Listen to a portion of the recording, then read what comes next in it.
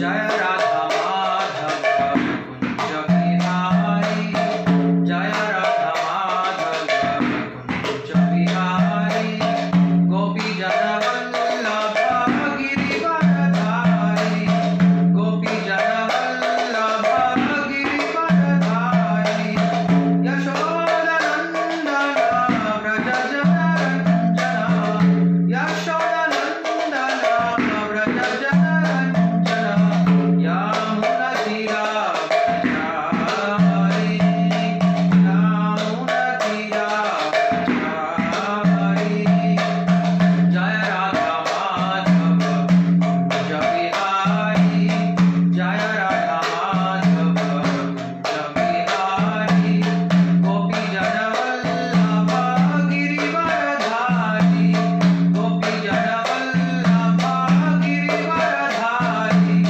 यशोदनंदन व्रज जनरंजना, यशोदनंदन व्रज जनरंजना, यामुना तीरा व्रजहारी, यामुना तीरा व्रजहारी, हरे कृष्ण कृष्ण कृष्ण हरे हरे, हरे राम राम राम हरे हरे, हरे कृष्ण कृष्ण कृष्ण हरे हरे, हरे राम राम राम हरे हरे, हरे कृष्ण कृष्ण कृष्ण हरे हरे, हरे राम राम राम हरे हरे, हरे कृष्ण कृष्ण कृष्ण हरे हरे, हरे राम राम हरे हरे, हरे कृष्ण कृष्ण कृष्ण हरे हरे, हरे राम राम हरे हरे, हरे कृष्ण कृष्ण कृष्ण हरे हरे, हरे राम राम हरे हरे, हरे कृष्ण कृष्ण कृष्ण हरे हरे, हरे राम राम हरे हरे, हरे कृष्ण कृष्ण कृष्ण हरे हरे, हरे राम राम हरे हरे, हरे कृष्ण हरे कृष्ण कृष्ण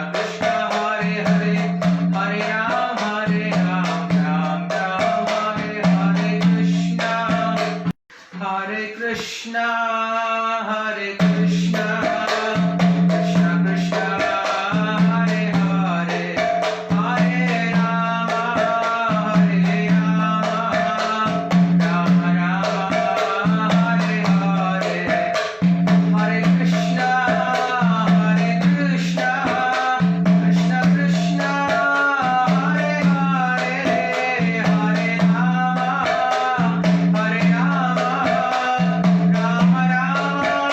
हरे हरे, हरे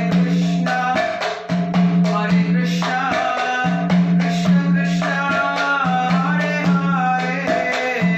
हरे राम राम हरे हरे, हरे कृष्ण कृष्ण कृष्ण हरे हरे, हरे राम राम हरे हरे, हरे कृष्ण कृष्ण कृष्ण हरे हरे, हरे राम राम हरे हरे, हरे कृष्ण हरे हरे, हरे राम राम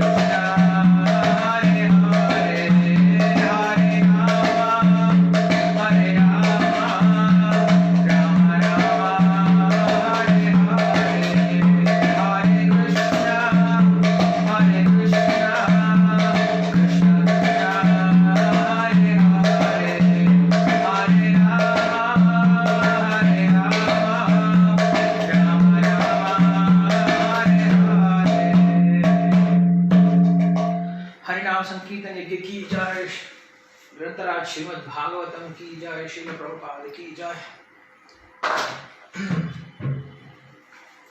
सर्वशास्त्राब्धि पीयूषा सर्ववेदैक सत्फला सर्वसिद्धांत रत्नाढ्य सर्वलौकैक दृक्पदा सर्वभागवत प्राणा श्रीमद्भागवत प्रभो कलिद्वन्द्वोदिदादित्य श्रीकृष्णा परिवर्तिता परमानंद पाठाय प्रेमवर्षक्षरायते सर्वदा सर्वसेव्याय श्रीकृष्णाय नमोस्तुते मदेकबन्धो मत्सङ्गिन् मद्गुरो मन्महादन मन्निस्तारक मद्भाग्य मदानन्द नमोस्तुते असाधुस्साधु दादायि नति नीचोत चाकर आनमुञ्च कदा शृण्मां प्रेम्णा हृत्कण्ठयोस्फुराः ॐ नमो भगवते वासुदेवाय ॐ नमो भगवते वासुदेवाय ॐ नमो भगवते वासुदेवाय नमो विष्णुपादाय कृष्णप्रेष्ठाय भूतले श्रीमते भक्ति विकास स्वामी नामिने नमो विष्णुपादाय कृष्णप्रेष्ठाय भूतले श्रीमते भक्ति वेदांत स्वामी नामिने नमस्ते सारस्वती देवे गौरवाणी प्रचार्य निर्विशेष शून्यवादी पाश्चात्य देशतारिणे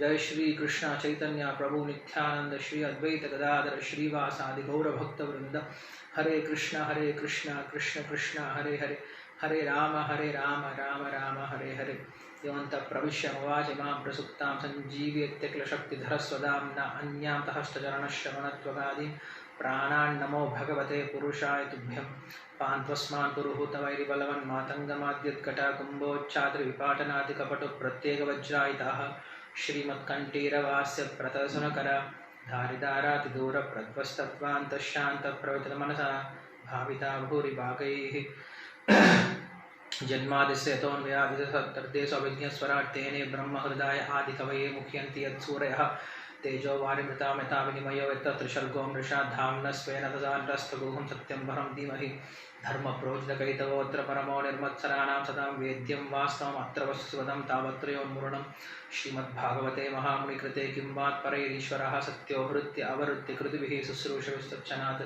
निगमकल्पतरो कलितं फलं सुखमुखात् अमृतत्वसंयुतं पिबत भागवतं रसमालयं मुहुरहो रसिकाः भुवि भावुकाः हरे कृष्ण நமஸ்காரம்.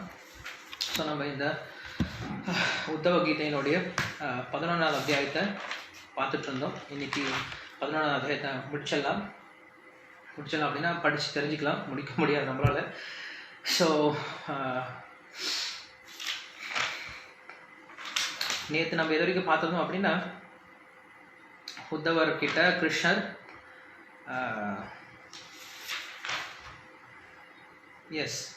பல்வேறு விதமான பக்தர்களை பற்றி சொல்லிட்டு, அந்த பக்தர்கள் எப்படி பூர்ணத்துவத்தை அடைந்தார்கள், அந்த பக்தர்கள் எப்படி வெறுமனே சத்சங்கத்தினாலே பூர்ணத்துவத்தை அடைந்தார்கள் அப்படின்ற விஷயத்தை சொல்கிறார். சொல்லி முடிச்சுட்டு பல்வேறு விதமான பக்தர்களுடைய உதாரணங்களை சொல்கிறார். சொல்லிட்டு என்ன சொல்கிறார், கடைசியில் கோபியர்களோட பேரை சொல்கிறார். கோபியா அப்படின்னு சொல்லி சொன்ன உடனே கிருஷ்ணருடைய நினைவு எல்லாமே பிருந்தாவனத்துக்கு உடனே போயிடுச்சு. அங்கே கிருஷ்ணர் உடனே அந்த கோபியர்களை வர்ணிக்க ஆரம்பிக்கிறார். அவங்க எந்த மாதிரி பக்தி செஞ்சாங்க, குறிப்பாக நான் அக்ரூரோட இந்த பிருந்தாவனத்திலிருந்து மதுரா கிளம்பும்போது என்னை எப்படி அவங்க பார்த்தாங்க, அந்த ஒரு நினைவு தான் எனக்கு இன்னும் இருக்குடா உத்தவா அப்படின்னு சொல்லிட்டு உத்தவர்கிட்ட சொல்கிறாங்க. அதனால என்ன சொல்கிறா அப்படின்னா, தஸ்மாத்மம் உத்தவா உத்ஸ்ருஜ்ய சோடனம் பிரதிச்சோடனம் பிரவருத்திஞ்ச நிவத்திஞ்ச ஸ்ரோத்தவ்யம் ஸ்ருத ஏவச்ச அப்படின்னு சொல்லி சொல்கிறேன். அதனால் இனிமேல் நீ என்னடா ஆக போது கேட்டு, நீ என்ன கேட்க போகிற, நான் என்ன சொல்ல போகிறேன், எதெல்லாம் கேட்கணுமோ எல்லாம் கேட்டுட்டேன், நான் எதெல்லாம் சொல்லணுமோ அதெல்லாம் சொல்லிட்டேன். இனிமேல் நீ பண்ண வேண்டியது என்னதான், மாமேகம் ஏவம் சரணம் ஆத்மனாம் சர்வதேகினாம் யாஹி சர்வாத்ம பாவேன மயாஸ்யஹி அகுதோ பயா அப்படின்னு சொல்லிட்டு கிருஷ்ணர் எப்படி சரம ஸ்லோகத்தை பகவத்கீதை சொல்கிறாரோ அதே போல் இங்கே சொல்லி முடிக்கிறார். எல்லா விதமான தர்மத்தையும் நான் சொன்ன விஷயத்தை எல்லாத்தையும் விட்டுட்டு எப்படி அந்த கோபியர்கள் என் மேலே தூய அன்போடு என்கிட்ட சேவை பண்ணாங்களோ அந்த சேவை பண்ண ஆரம்பி அப்படின்னு சொல்லிட்டு கிருஷ்ணர் சொல்கிறார். பட் இருந்தாலும் உத்தவருக்கு இன்னும் அந்த குழப்பம் முடியல அப்படின்னு சொல்லி சொல்கிறாங்க. என்ன குழப்பம் அவருக்கு, அது கிருஷ்ணர் என்ன பதில் சொல்ல ஆரம்பிக்கிறார் அப்படிங்கிறத நம்ம இன்னைக்கு பார்க்க போகிறோம். ஸோ என்ன ஆச்சுன்னா, இந்த உத்தவ கீதையில் முதல்ல உத்தவர் ஒரு கேள்வி கேட்குறார். அதாவது உத்தவர் என்னையும் கூட்டிகிட்டு போங்க அப்படின்னு சொல்லி சொல்லுவார் உங்களோட மோட்சத்துக்கு. ஸோ கிருஷ்ணர் சொல்கிறார், நான் மோட்சத்துக்கு கூட்டிட்டு போக முடியாதுப்பா, உனக்கு ஒரு முக்கியமான ஒரு வேலை இருக்குது. என்னப்பா, பத்ரிகாசிரமத்தில் போய் அங்கே நரநாராயண ரிஷிகளுக்கும் அங்கே இருக்கக்கூடிய மற்ற ரிஷிகளுக்கும் எனக்கு பதிலாக நீ போய் அவங்களுக்கு சத்சங்கம் கொடுக்கணும், உன்கிட்ட ஒரு சில விஷயங்களை சொல்லி அனுப்புகிறேன், நீ போய் அவங்களுக்கு சொல்லிக் கொடு அப்படின்னு சொல்லி சொல்கிறார். அப்போ தான் அவன் சொல்கிறார், நீ என்ன பண்ணு, இந்த உலகத்து பற்றுதெல்லாம் விட்டுட்டு என்ன பண்ணு, சன்னியாசம் எடுத்துக்கிட்டு நீ பிரச்சாரம் பண்ண ஆரம்பி அப்படின்னு சொல்லி சொல்கிறார். சன்னியாசத்தை பற்றி சொல்லு அப்படின்னு சொல்லி சொன்ன பின்னாடி கிருஷ்ணர் நேரடியாக சொல்லாமல் யது மகாராஜருக்கும் அங்கே அந்த பிராமணருக்கும் நடந்த அவதூத பிராமணருக்கும் நடந்த அந்த உரையாடல்களை பேச ஆரம்பித்தார். 24 குருக்களை பற்றி சொல்லி ஆரம்பித்தார். சொல்லி முடிச்சு அதுக்கப்புறம் கிருஷ்ணர் என்ன பண்ணுறார் அப்படின்னா, இந்த மாதிரி நீ வந்து என்ன பண்ணு, பற்றின்மை வளர்த்துக்கோ, ஞானத்தை வளர்த்துக்கிட்டு பற்றின்மை வளர்த்துக்கோ அப்படின்னு சொல்லிட்டு கிருஷ்ணர் 9ஆம் அத்தியாயத்தை முடிக்கிறார். அதுக்கப்புறம் 10ஆவது அத்தியாயத்தை என்ன சொல்றாரு அப்படின்னா, சரி இவ்வளவு நேரம் உங்களுக்கு வந்து நான் என்ன சொல்லி கொடுத்தேன், ஞானத்தை சொல்லி கொடுத்துட்டேன், இப்போ அதை எப்படி செயல்முறைப்படுத்துறது அப்படிங்கிற விஷயத்த 10ஆவது அத்தியாயத்தில் ஆரம்பிச்சார். இந்த 11ஆம் காலத்தில் 10ஆவது அத்தியாயத்தில் ஆரம்பிக்கிறார். எப்படி ஆரம்பிக்கிறார் அப்படின்னா, ஸ்வதர்மேஷு மத ஆசிரியா அப்படின்னு சொல்லி சொல்றார். 10:1 ஸ்வதர்மேஷு மத ஆசிரியா, உன்னுடைய சுய தர்மத்தை செய்யறதுனால என்னை ஆசிரி, என்னை வந்து என்னை வந்து பேர் என்கிட்ட வந்து என்னோட கனெக்ஷன் வச்சுக்கோ அப்படின்னு சொல்லி சொல்றேன். ஸோ கிருஷ்ணன் என்ன பண்ணார் அப்படின்னா, முதல்ல ஆரம்பிக்கிறார். எப்படி ஆரம்பிக்கிறார் அப்படின்னா, உன்னுடைய சுதர்மத்தை செய்யறதுனால என்னோட தொடர்புக்கு வா அப்படின்னு சொல்லி சொல்றாரு. அங்க என்ன அவன் புரிஞ்சுக்கணும் அப்படின்னா, ஓகே நான் இந்த விஷயத்துக்கு வரேன். இப்போ உத்தவர் என்ன கேட்குறாரு அப்படின்னா, இவெல்லாம் சொன்ன பின்னாடி எனக்கு ஒன்றும் புரியலையே, எனக்கு புரியுற மாதிரி சொல்லு அப்படின்னு சொல்லி சொல்கிறார். ஏன் புரியுற மாதிரி சொல்கிற அப்படின்றாருன்னா, அவர் இவ்வளோ விஷயம் பேசியிருக்காரு. ஏன்னா கிருஷ்ணர் இவ்வளோ விஷயம் பேசியிருக்காரு. அதனால உத்தவருக்கு இவ்வளோ விஷயம் பேசினா எனக்கு கூட புரியல, நீ என்ன பேசணும், எனக்கு என்ன வேணும், நான் என்ன புரிஞ்சுக்கணும், அதை மட்டும் சொல்லு அப்படின்னு சொல்லிட்டு உத்தவர் சொல்கிறார். ஸோ அவர் சொல்கிறார், ஃபர்ஸ்டே ஆரம்பிக்கும் போதே 10:1 ஆரம்பிக்கிறார். நீ முதல்ல என்ன பண்ணு, ஸ்வதர்மேஷு மத ஆசிரியா, என்னை வந்து என்ன பண்ண, உன்னுடைய சுயதர்மத்தை பண்ணுறதுனால என்னை என்னை வந்து ஆசிரியமா எடுத்துக்கோ, என்னுடைய தஞ்சத்தில் வா அப்படின்னு சொல்லி ஆரம்பிக்கிறார். ஸோ இந்த விஷயம் பார்த்தோம் அப்படின்னா, கிருஷ்ணர் பகவத்கீதையில் சொல்கிற விஷயம் மாதிரி தான் இருக்குது. கிருஷ்ணர் பகவத்கீதையில் ஆரம்பத்தில் 3ஆவது அத்தியாயத்தில் சொல்கிறார், தஸ்மாத் அசக்த சததம் காரியம் கர்ம சமாச்சர அசக்தோஹி ஆச்சரன் கர்ம பரமாப்னோதி பூருஷா அப்படின்னு சொல்லி சொல்கிறார். தஸ்மாத் அசக்த சததம் காரியம் கர்ம சமாச்சார. தஸ்மாத் அசக்த சததம் அப்படின்னா, அசக்தா அப்படின்னா பற்று இல்லாமல் எந்தவித எதிர்பார்ப்பும் இல்லாமல், தஸ்மாத் அதனால, காரியம் கர்ம சமாச்சார உன்னுடைய காரியங்கள் நீ செஞ்சிட்டு அப்படின்ட்டு கிருஷ்ணன் வந்து அதில் ஆரம்பிக்கிறார். அதே போல கர்மநேவைஹி சம்சித்தி ஆஸ்திதா ஜனகாதய, இந்த கர்மத்தை செய்யறதுனால மட்டுமே ஜனகாதய அப்படின்னா ஜனகர் முதலாக பல்வேறு விதமான ராஜாக்கள் இந்த கர்மயோகிகளை அது என்ன பண்ணியிருக்காங்க, கொஞ்சம் கொஞ்சமா வளர்ந்து அவங்க என்ன அடைஞ்சிருக்காங்க. கர்மநைவிஹி சம்சித்தி ஆஸ்திதா ஜனகாதய லோக சங்கிரகமேவாப்பி சம்பஷ்யன் கர்த்தும் அர்ஹசி.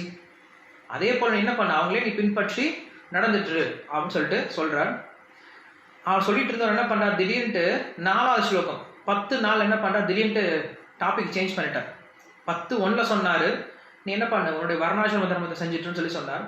திடீர்னு 10 நாள்ல பார்த்தோம் அப்படின்னு என்ன சொல்லிட்டாரு, நிவத்திம் கர்ம சேவத்தை பிரவருத்திம் மத் பராத்யஜேத் ஜிக்ஞாசாம் சம்பிரவருத்தோ ந அக்ரேத் கர்மச்சோடனம் அப்படின்ற ஒரு வார்த்தை கொண்டு வர. என்ன பண்ணு, நீ வந்து நிவர்த்தியில் ஈடுபட்டு இருக்கலாம், பிரவருத்தியில் ஈடுபட்டு இருக்கலாம், எது வரைக்கும் உனக்கு நிவர்த்தி அப்படிங்கிறது வர வரைக்கும். அந்த நிவர்த்தி அப்படின்ற ஒரு ஸ்டேஜ் வந்து என்ன பண்ணலாம், நீ கர்மத்தை உன்னுடைய சொந்தமான அந்த கர்மத்தை விட ஆரம்பிக்கலாம் அப்படின்னு சொல்லி சொல்றார். எஸ்வாத்மம் இந்திரியா ஞாதவ் எஸ்வாத்மரதேவஸ்ய ஆத்ம திருப்தஸ்ய மாணவः ஆத்மன் ஏவச்ச சந்துஷ்டः தஸ்ய காரியம் ந வித்யதே. கிருஷ்ணன் அதே சொல்றாரு பகவத்கீதையில. என்ன சொல்றாரு, எஸ்வாத்மரதேவஸ்ய, இந்த ஆத்மாவை புரிந்து கொள்ற அளவுக்கு என்ன பண்ண, நீ கர்மத்தை செஞ்சுட்டு போயிட்டே இருக்கணும். எப்போ ஒருத்தன் ஆத்மாவை உணர்ந்துட்டானோ, எவன் ஒருத்தன் ஆத்மாவிலே சந்தோஷம் அடைகிறானோ, எஸ்து ஆத்மரதேவஸ்ய ஆத்ம திருப்தஸ்ய மாணவः ஆத்மன் ஏவச்ச சந்துஷ்டா, அந்த ஆத்மாவனாலே திருப்தி அடைகிறானோ, தஸ்ய காரியம் ந வித்யதே, அவனுக்கு செய்ய வேண்டிய காரியம் அப்படிங்கிறது ஒன்றும் கிடையாது அர்ஜுனா அப்படின்னு சொல்லி சொல்றான். அவன் என்ன புரிஞ்சுக்கிறான்னா, அவன் என்ன பண்றான், இந்த கர்மயோகம் செஞ்சு செஞ்சு செஞ்சு என்ன பண்றான், இந்த பற்றின்மை வளர்த்துக்கிறான். அந்த பற்றின்மையினால பகவானை பற்றி நிறைய கேட்க ஆரம்பிக்கிறான். ஸோ கேட்க என்ன ஆகுது, பகவானுடைய நிறைய ஞானம் வர என்ன புரிஞ்சுக்கிறான், இங்க இருக்கக்கூடிய எல்லா விஷயமும் யாரு தான், பகவானு தான். எல்லாமே பகவானோட விஷயமா இருக்கும்போது எனக்கு அதை அனுபவிக்கிறதுக்கான உரிமை கிடையாது, ஏன்னா என்னுடைய பொருள் கிடையாது.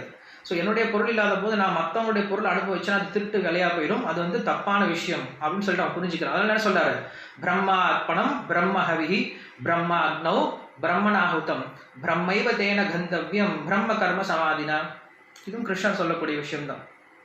நான் என்ன பண்றேன், பகவான் கிட்ட இருந்து சக்தி எடுக்கிறேன், அந்த சக்தி என்ன பண்றேன், நான் பகவானுக்கு மறுபடியும் அர்ப்பணம் பண்றேன். அந்த சக்தியே அந்த சக்தி என்ன பண்ணுது, மறுபடியும் பகவானுக்கு போய் சேருது.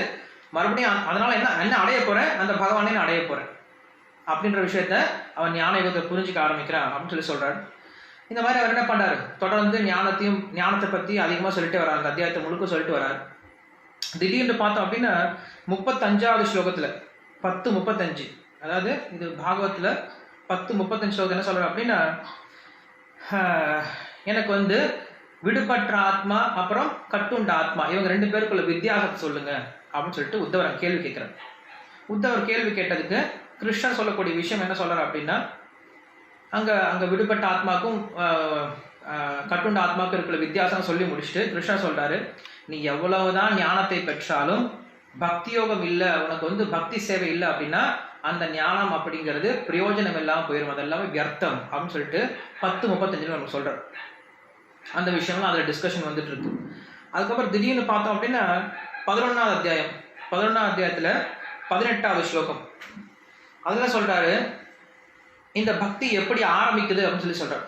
பக்தியினுடைய ஆரம்பம் எப்படி இருக்கு அப்படின்னு சொல்லி சொல்றாரு. எப்படி ஆரம்பிக்குது அப்படின்னா, ஸ்ரத்தை, முதல்ல நம்பிக்கையில ஆரம்பிக்குதுன்னு சொல்லி சொல்றாரு. சொல்றாரு, சப்த பிரம்மணி நிஷ்ணாத்தோ ந நிஷ்ஞாத்யா பராயதி அப்படின்னு சொல்லி சொல்றாரு. ஒருத்தருக்கு பகவான் மேல முதல்ல நம்பிக்கை வரணும் அப்படின்னு சொல்லி சொல்றாரு 18வது ஸ்லோகத்துல. அந்த நம்பிக்கை எப்படி வரும் அப்படின்னு சொல்லி சொல்லும் போது அந்த நம்பிக்கையானது 23ஆம் ஸ்லோகத்தை சொல்றாரு. ஸ்ரத்தாலுர் மத் கதாக ஸ்ருண்வன் ஷு பத்ரா லோக பாவனிஹி லபதே நிஷ்சலம் பக்திம் அப்படின்னு சொல்லி சொல்றாரு.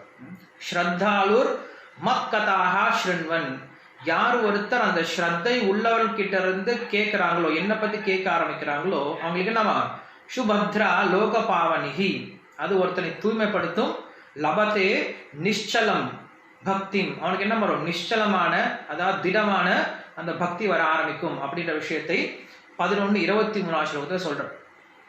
சொல்லி முடிச்சுட்டு அதுல என்ன பேச ஆரம்பிக்கிறார் அப்படின்னா, அதுக்கப்புறம் இந்த பக்தியை பத்தி அவர் இன்னும் நிறைய பேசுறார். கேட்கறத பத்தி, பகவானை பத்தி பாடுறத பத்தி, அதே போல பக்தியில ஒருத்தன் பூர்ணத்துவத்தை எப்படி அடையிறது, பக்தியில எப்படி ஒருத்தன் முன்னேறுறது, அந்த பக்தி சேவையானது எப்படி பக்தனுடைய சங்கத்தினாலதான் அந்த பக்தி சேவை அப்படிங்கிறது ஆரம்பிக்கும் அப்படிங்கிற விஷயத்தெல்லாம் நிறைய பேசுறார்.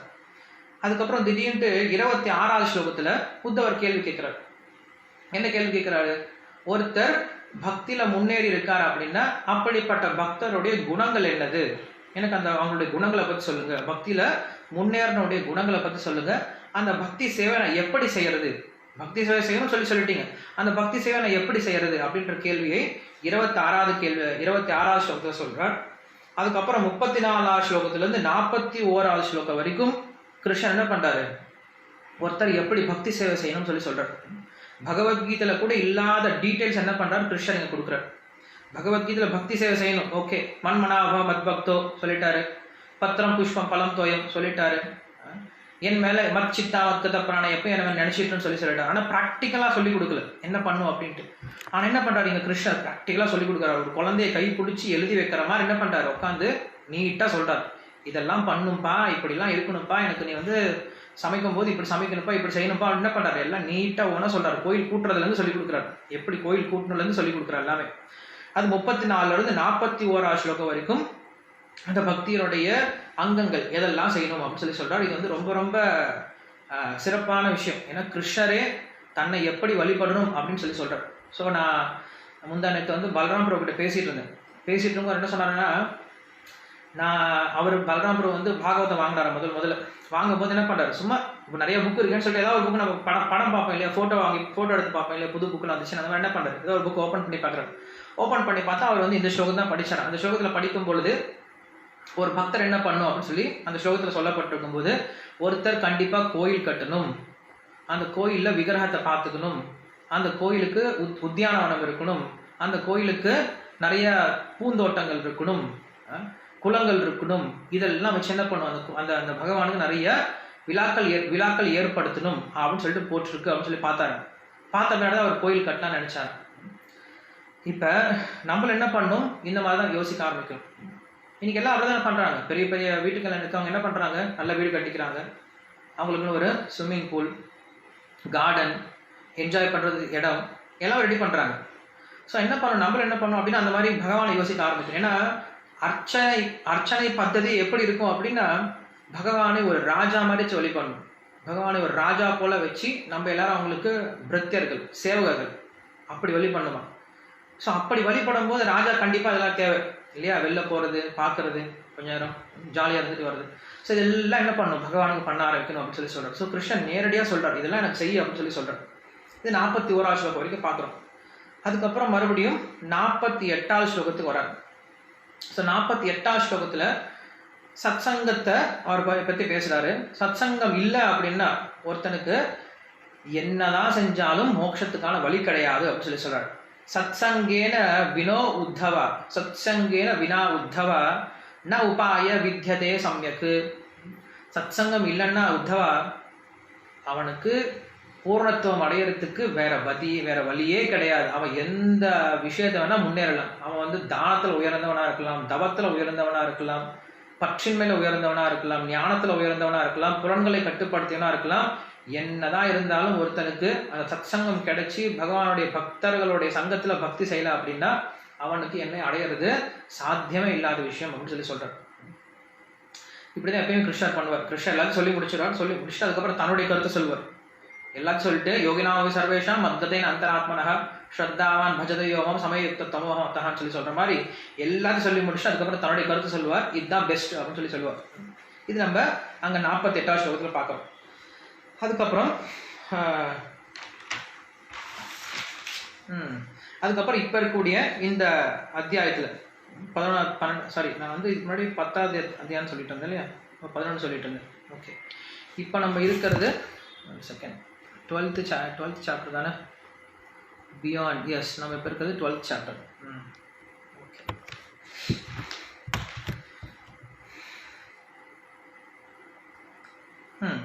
ஸோ போன அத்தியாயத்தில் நம்ம என்ன பார்த்தோம் அப்படின்னா கிருஷ்ணர் பல்வேறு விதமான பக்தர்களோட நிலையை சொல்லிட்டு பக்த சங்கத்தை பற்றி சொல்லிட்டு அந்த பக்த சங்கத்திலையும் கோபியர்களை போல ஒருத்தர் என்ன பண்ணுவான், பக்தி செய்ய ஆரம்பிக்கணும் அப்படின்னு சொல்லி சொல்றார். அதுக்கப்புறம் தான் நான் இப்போ சொன்னேன் இல்லையா ஸ்லோகம், ஒருத்தர் எவ்வளோ கேட்டாலும் எல்லாம் பிரயோஜனம் இல்லடா உத்தவா, நீ செய்ய வேண்டியது என்னது, அந்த கோபியர்கள் எப்படி பக்தி செஞ்சாங்களோ அந்த மாதிரி பக்தி செய்ய ஆரம்பி அப்படின்னு சொல்லிட்டு 14-15 ஸ்லோகத்தில் சொல்றார். இது 12வது அத்தியாயத்தில், இந்த அத்தியாயத்தில் நம்ம பார்த்துட்டு இருக்கக்கூடிய அத்தியாயத்தில். ஸோ இந்த 12வது அத்தியாயத்தில் 14-15 என்ன பண்றாரு, மற்ற எல்லா விஷயத்தையும் விளக்கிட்டு கோபியர்கள் உதாரணம் சொல்லிட்டார். சொல்லி கிருஷ்ணர் முடிச்சிட்டார். முடிச்ச பின்னாடி இப்போ மறுபடியும் உத்தவன் தலை சொல்லி நிற்கிறான். ஏன்னா இவ்வளோ பேசியிருக்காரு, ஒரு கேள்வி கேட்டது இவ்வளோ பதில் சொல்லியிருக்காரு. ஒரு கேள்விக்கு ஒரு பதில் சொன்னாவே புரிஞ்சுக்க ரொம்ப கஷ்டம். ஸோ இவ்வளோ பதில் சொல்லும் போது கிருஷ்ணா எனக்கு என்ன செய்ய வைக்கிற, நீ என்ன சொல்லுங்க செய்கிற, எனக்கு இதை சொல்ற அதை சொல்ற, இதை பண்ணுன்னு சொல்ற, அதை பண்ணுன்னு சொல்ற, நான் என்னதான் பண்ணும். வியாமிஸ்ரேனே வாக்கியன புத்தி மோகயசீவமே தது ஏகம் மத நிச்சித்திய ஏனஸ்ரயோகம் ஆப்னியார். வியாமிஸ்ரேனே வாக்கியம், மிஸ்ர வாக்கியம்னா கலப்படமான வாக்கியங்கள். வியாமிஸ்ரேனே வாக்கியன புத்தி மோகயசீவமே, நான் குழம்புறோன்னு இன்னும் குழப்பிட்டு இருக்கேன். தது ஏகம் மத நிச்சித்திய ஏனஸ்ரயோகம் ஆப்னியார். எனக்கு ஒன்னே ஒன்று சொல்லு, நிச்சயப்படுத்தி சொல்லி எதை பண்ணணும் எதை பண்ணக்கூடாது, நான் எதை செய்யணும் அப்படின்னு சொல்லு அப்படின்னு சொல்லி சொல்றேன். சொன்ன பின்னாடி என்ன விஷயம்னா இங்க கிருஷ்ணர் ஒரு விஷயம் சொல்றார். உத்தவன் என்ன பண்றான், எல்லாத்தையும் பார்த்துட்டு இருக்கான். எல்லாத்தையும் நம்ம எடுத்துக்கூடாது. ஒருத்தர் என்ன பண்ணும், ஒரு சாஸ்திரம் எடுத்துட்டார் அப்படின்னா பார்ட் பை பார்ட்டா எடுத்துக்கூடாது. என்ன பண்ணும், அதோட கன்க்ளூஷனை பார்க்கணும். என்னைக்குமே வெறும் பார்ட் பை பார்ட்டா எடுத்துட்டோம் அப்படின்னா அது நிறைய தப்பான முடிவுக்கு வந்துடும். உதாரணத்துக்கு ஒரு நார்மல் உதாரணம் சொல்லணும் அப்படின்னா கர்மண்யேவாதிகாரஸ்தே இந்த ஒரு ஸ்லோகம் என்ன பண்றாங்க, மக்கள் இதை ஒரு எடுத்துக்கிறாங்க. கிருஷ்ணன் சொல்லியிருக்கார், கர்மண்யேவாதிகாரஸ்தே, உன்னுடைய கர்மத்தை செய் சொல்லி சொல்லியிருக்காரு. அடுத்த லைன் யார்ப்பா பார்க்கறது, மா ஃபலேஷு கதாச்சன, அந்த வர ப்ராஃபிட்லாம் கிருஷ்ணர் கொடுத்தணும் நீ வச்சுக்கூடாது, அதை யாரும் சொல்ல மாட்டாங்க. மா கர்ம பல ஹேதுர்பூர் மாத்தே சங்கோஸ்து கர்மணி, அதனால அந்த பலனை அடையக்கூடியவும் நீ கிடையாது, அதனுடைய அனுபவிப்பால் நீ கிடையாது, அதனோட அனுபவிப்பால் நான் அப்படின்னு சொல்லி சொல்றேன். அந்த லைன் யாரும் எடுத்துக்க மாட்டாங்க. என்ன பண்றாங்க, ஒரு விஷயம் அவங்களுக்கு தேவையான விஷயம் மட்டும் எடுத்துப்பாங்க. ஸோ அப்படி பார்த்தோம் அப்படின்னா கிருஷ்ணர் நிறைய விஷயங்கள் சொல்றாரு. தியான யுகத்தை பத்தி சொல்றாரு. ஸோ உட்காந்து நம்ம தியான யுகத்தை பண்ண முடியாது. கிருஷ்ணர் பகவத்கீதை தியான யுகத்தை சொல்லியிருக்காரு, அதனால நம்மளும் தியான யுகத்தை கடைபிடிக்கலாம் கிடையாது. கிருஷ்ணர் நிறைய விஷயங்களை பத்தி பேசுறாரு. ஆனா ஒருத்தர் வந்து அதை புரிஞ்சுக்கணும், ஏன் பேசுறாரு அப்படிங்கிறத புரிஞ்சுக்கணும். நம்ம நேற்றே சொன்னோம், கிருஷ்ணர் ஏன் இந்த மாதிரி நிறைய விஷயங்களை பத்தி பேசுறாரு அப்படின்னா அப்பதான் நிறைய விதமான மக்கள் என்ன பண்ணுவாங்க, கிருஷ்ணர் கிட்ட வருவாங்க. வெறும் பக்தி விஷயத்தை மட்டுமே பேசிட்டு இருந்தார் அப்படின்னா இதெல்லாம் வந்து பஜனை கோஷ்டி, இவங்க கிட்ட போனா ஒன்றும் கிடைக்காது, கிருஷ்ணாராமன் சொல்லிட்டு போயிடுவாங்க அப்படின்னு என்ன பண்ணிடுவாங்க, நம்மளை ஒதுக்கிட்டு போயிடுவாங்க. அதனால என்ன பண்றாரு கிருஷ்ணர் எல்லா விதமான டிரான்சென்டலிஸ்ட் கிருஷ்ணர் அவங்க சொல்றாரு, அவங்க எல்லாத்துக்கும் உன்னதமானவர்கள் தான் சொல்லி சொல்றாரு. வதந்தி தத்தத்துவ வித தத்துவம் விஜானம் அத்வயம் பிரம்மேதி பரமாத்மேதி பகவான் சப்தத்தை. அவங்க எல்லாரும் அந்த தத்துவவாதிகள் எல்லாம் சொல்றாரு, எல்லாருமே ஆன்மீகவாதிகள் தான் அப்படின்னு சொல்லி சொல்றாரு. அவங்க கர்மிகளா இருந்தாலும் சரி, கர்ம யோகத்தை பண்றவங்க இருந்தாலும் சரி, ஞான யோகத்தை பண்றவங்க இருந்தாலும் சரி, அவங்க எல்லாரும் ஆன்மீகத்தில் இருக்காங்க. அதனால என்ன பண்றாரு, ஒரு பெரிய ஒரு ஷேடு கொடுக்குறாரு. எல்லாத்தையும் என்ன பண்றாரு, உள்ள இழுக்கிறார். முதல்ல உள்ள இழுத்துட்டு அவங்க என்ன பண்றாரு, முதல்ல அவனுக்கு தகுந்த மாதிரி ஒரு மெடிசன், அதுக்கப்புறம் இன்னொரு மெடிசன், அதுக்கப்புறம் இன்னொரு மெடிசன், கொஞ்சம் கொஞ்சமா உயர்த்தி கொண்டு போயிட்டே இருக்காரு. ஸோ அந்த மாதிரி என்ன சொல்றாரு உத்தவர்கிட்ட கிருஷ்ணர், உத்தவா நான் இவ்வளவு சொன்னேன் இல்லையா, அதெல்லாம் உனக்கு கிடையாது, நீ உன்னை குழப்பிக்காது, உன்னுடைய தகுதி அப்படிங்கிறது வேற, நான் உன்னை இதை செய்ய சொல்லவே கிடையாது. உன்னை ஒரு வியாஜமா வச்சுக்கிட்டு, உன்னை ஒரு முன்னாடி உனக்கு ஒரு கருவியை வச்சு என்ன பண்றேன், உன்கிட்ட சொல்ற மாதிரி நான் நிறைய பேர் சொல்லிட்டு இருக்கேன். ஏன்னா நான் உங்ககிட்ட தான் பேச முடியும், நான் நிறைய பேர்கிட்ட பேச மாட்டேன். என்னுடைய பக்தன் நீ தான், பக்தோசிமே சக்காச்சேத்து ரகசியத்தேத உத்தமம். நான் உங்ககிட்ட தான் எப்பயும் பேச முடியும், நான் மற்றவங்ககிட்டலாம் போய் இந்த மாதிரி விஷயம்லாம் பேச முடியாது, அதனால நான் உங்ககிட்ட சொல்லிட்டு இருக்கேன் அப்படின்னு சொல்லிட்டு அங்க கிருஷ்ணர் சொல்றார், நீ எல்லாத்தையும் கடைபிடிக்க வேண்டிய அவசியம் கிடையாதுப்பா, நான் சொன்னது உனக்கு மட்டும் பொருந்தாது, உனக்கு அப்புறம் வரக்கூடிய எல்லாருக்கும் பொருந்தும் இது, அதனால அவங்களுக்கு சொல்லிட்டு இருந்தேன். நீ என்ன பண்ணு, கன்க்ளூஷன் பாரு. நம்மளுக்கு பகவத்கீதை இவ்வளவு விஷயம் சொல்லியிருக்கு. நிறைய பேர் சொல்லுவாங்க பகவத்கீதை சொல்லப்பட்டிருக்கு, பகவத்கீதை அதை சொல்லப்பட்டிருக்கு. ஓகே, பகவத்கீதை எல்லாம் சொல்லப்பட்டிருக்கு, ஆனால் கன்க்ளூஷன் பார்க்கணும். கன்க்ளூஷனை பார்க்கல அப்படின்னா தப்பான முடிவுக்கு வந்துடும் எந்த ஒரு விஷயத்துலையுமே. நம்ம ஒரு எக்ஸ்பெரிமெண்ட் பண்ணிட்டு இருக்கோம் அப்படின்னா எக்ஸ்பெரிமெண்ட் ப்ரொசீஜர் இருக்கு அப்படின்னா சமையலே பண்றோம், ப்ரொசீஜர் இருக்கு. என்ன ப்ரொசீஜர் இருக்கு, பாத்திரத்தை மூடி வைக்கும் அப்படின்னு சொல்லி ஒரு ப்ரொசீஜர் இருக்கு. பாத்திரத்தை மூடி வச்சுட்டான், சமையல் நடந்துருமா இல்லை, வெறும் பாத்திரத்தை மட்டும் மூடி வச்சிருந்தா இல்லை. ப்ரொசீஜர் முன்னாடி என்ன சொல்லப்பட்டிருக்கு, பின்னாடி எல்லாம் சொல்லப்பட்டிருக்கு, முடிவு என்ன சொல்லப்பட்டிருக்கு, முழுமையாக படிச்சு தெரிஞ்சுக்கணும். அப்படி தெரிஞ்சுக்கலாம் அப்படின்னா தப்பான முடிவுக்கு வந்துடும். சமைச்சிட்டியாப்பா, சமைச்சிட்டேன், பரவாயில்லையே, எப்படி சமைச்சேன், நான் இன்னைக்கு இந்த ப்ரொசீஜர் இன்னைக்கு மீனாட்சி அம்மாவோட புக்கில் சமைத்துப்பார் புக்கில் நான் படிச்சு தெரிஞ்சிருக்கேன். அப்படியா, என்ன சமைச்சேன் தெரியல, அவங்க சொன்னாங்க சமைத்துப்பார் சொல்லியிருக்காங்க, சமைச்சு பார்த்தியா, இல்லை பார்க்கவே இல்லை, ஏன் பார்க்கவே இல்லை, அவள் தான் மூடிக்க சொல்லியிருக்காங்களே, மூடி வச்சா இப்போ திறந்து பார்க்கலாமா, ஒன்றுமே இல்லைங்க, ஏன் அது சொல்லப்பட்டிருக்கே, அதான் ஃபாலோ பண்ண, அந்த ரெசிபி தான் ஃபாலோ பண்ணேன். ரெசிபி ஃபாலோ பண்ணேன், பாத்திரத்தை மூடி வைக்கவும் போட்டிருக்கு, நான் மூடி வச்சிருக்கேன் நான். அது முட்டாள்தனமான விஷயம் இல்லையா?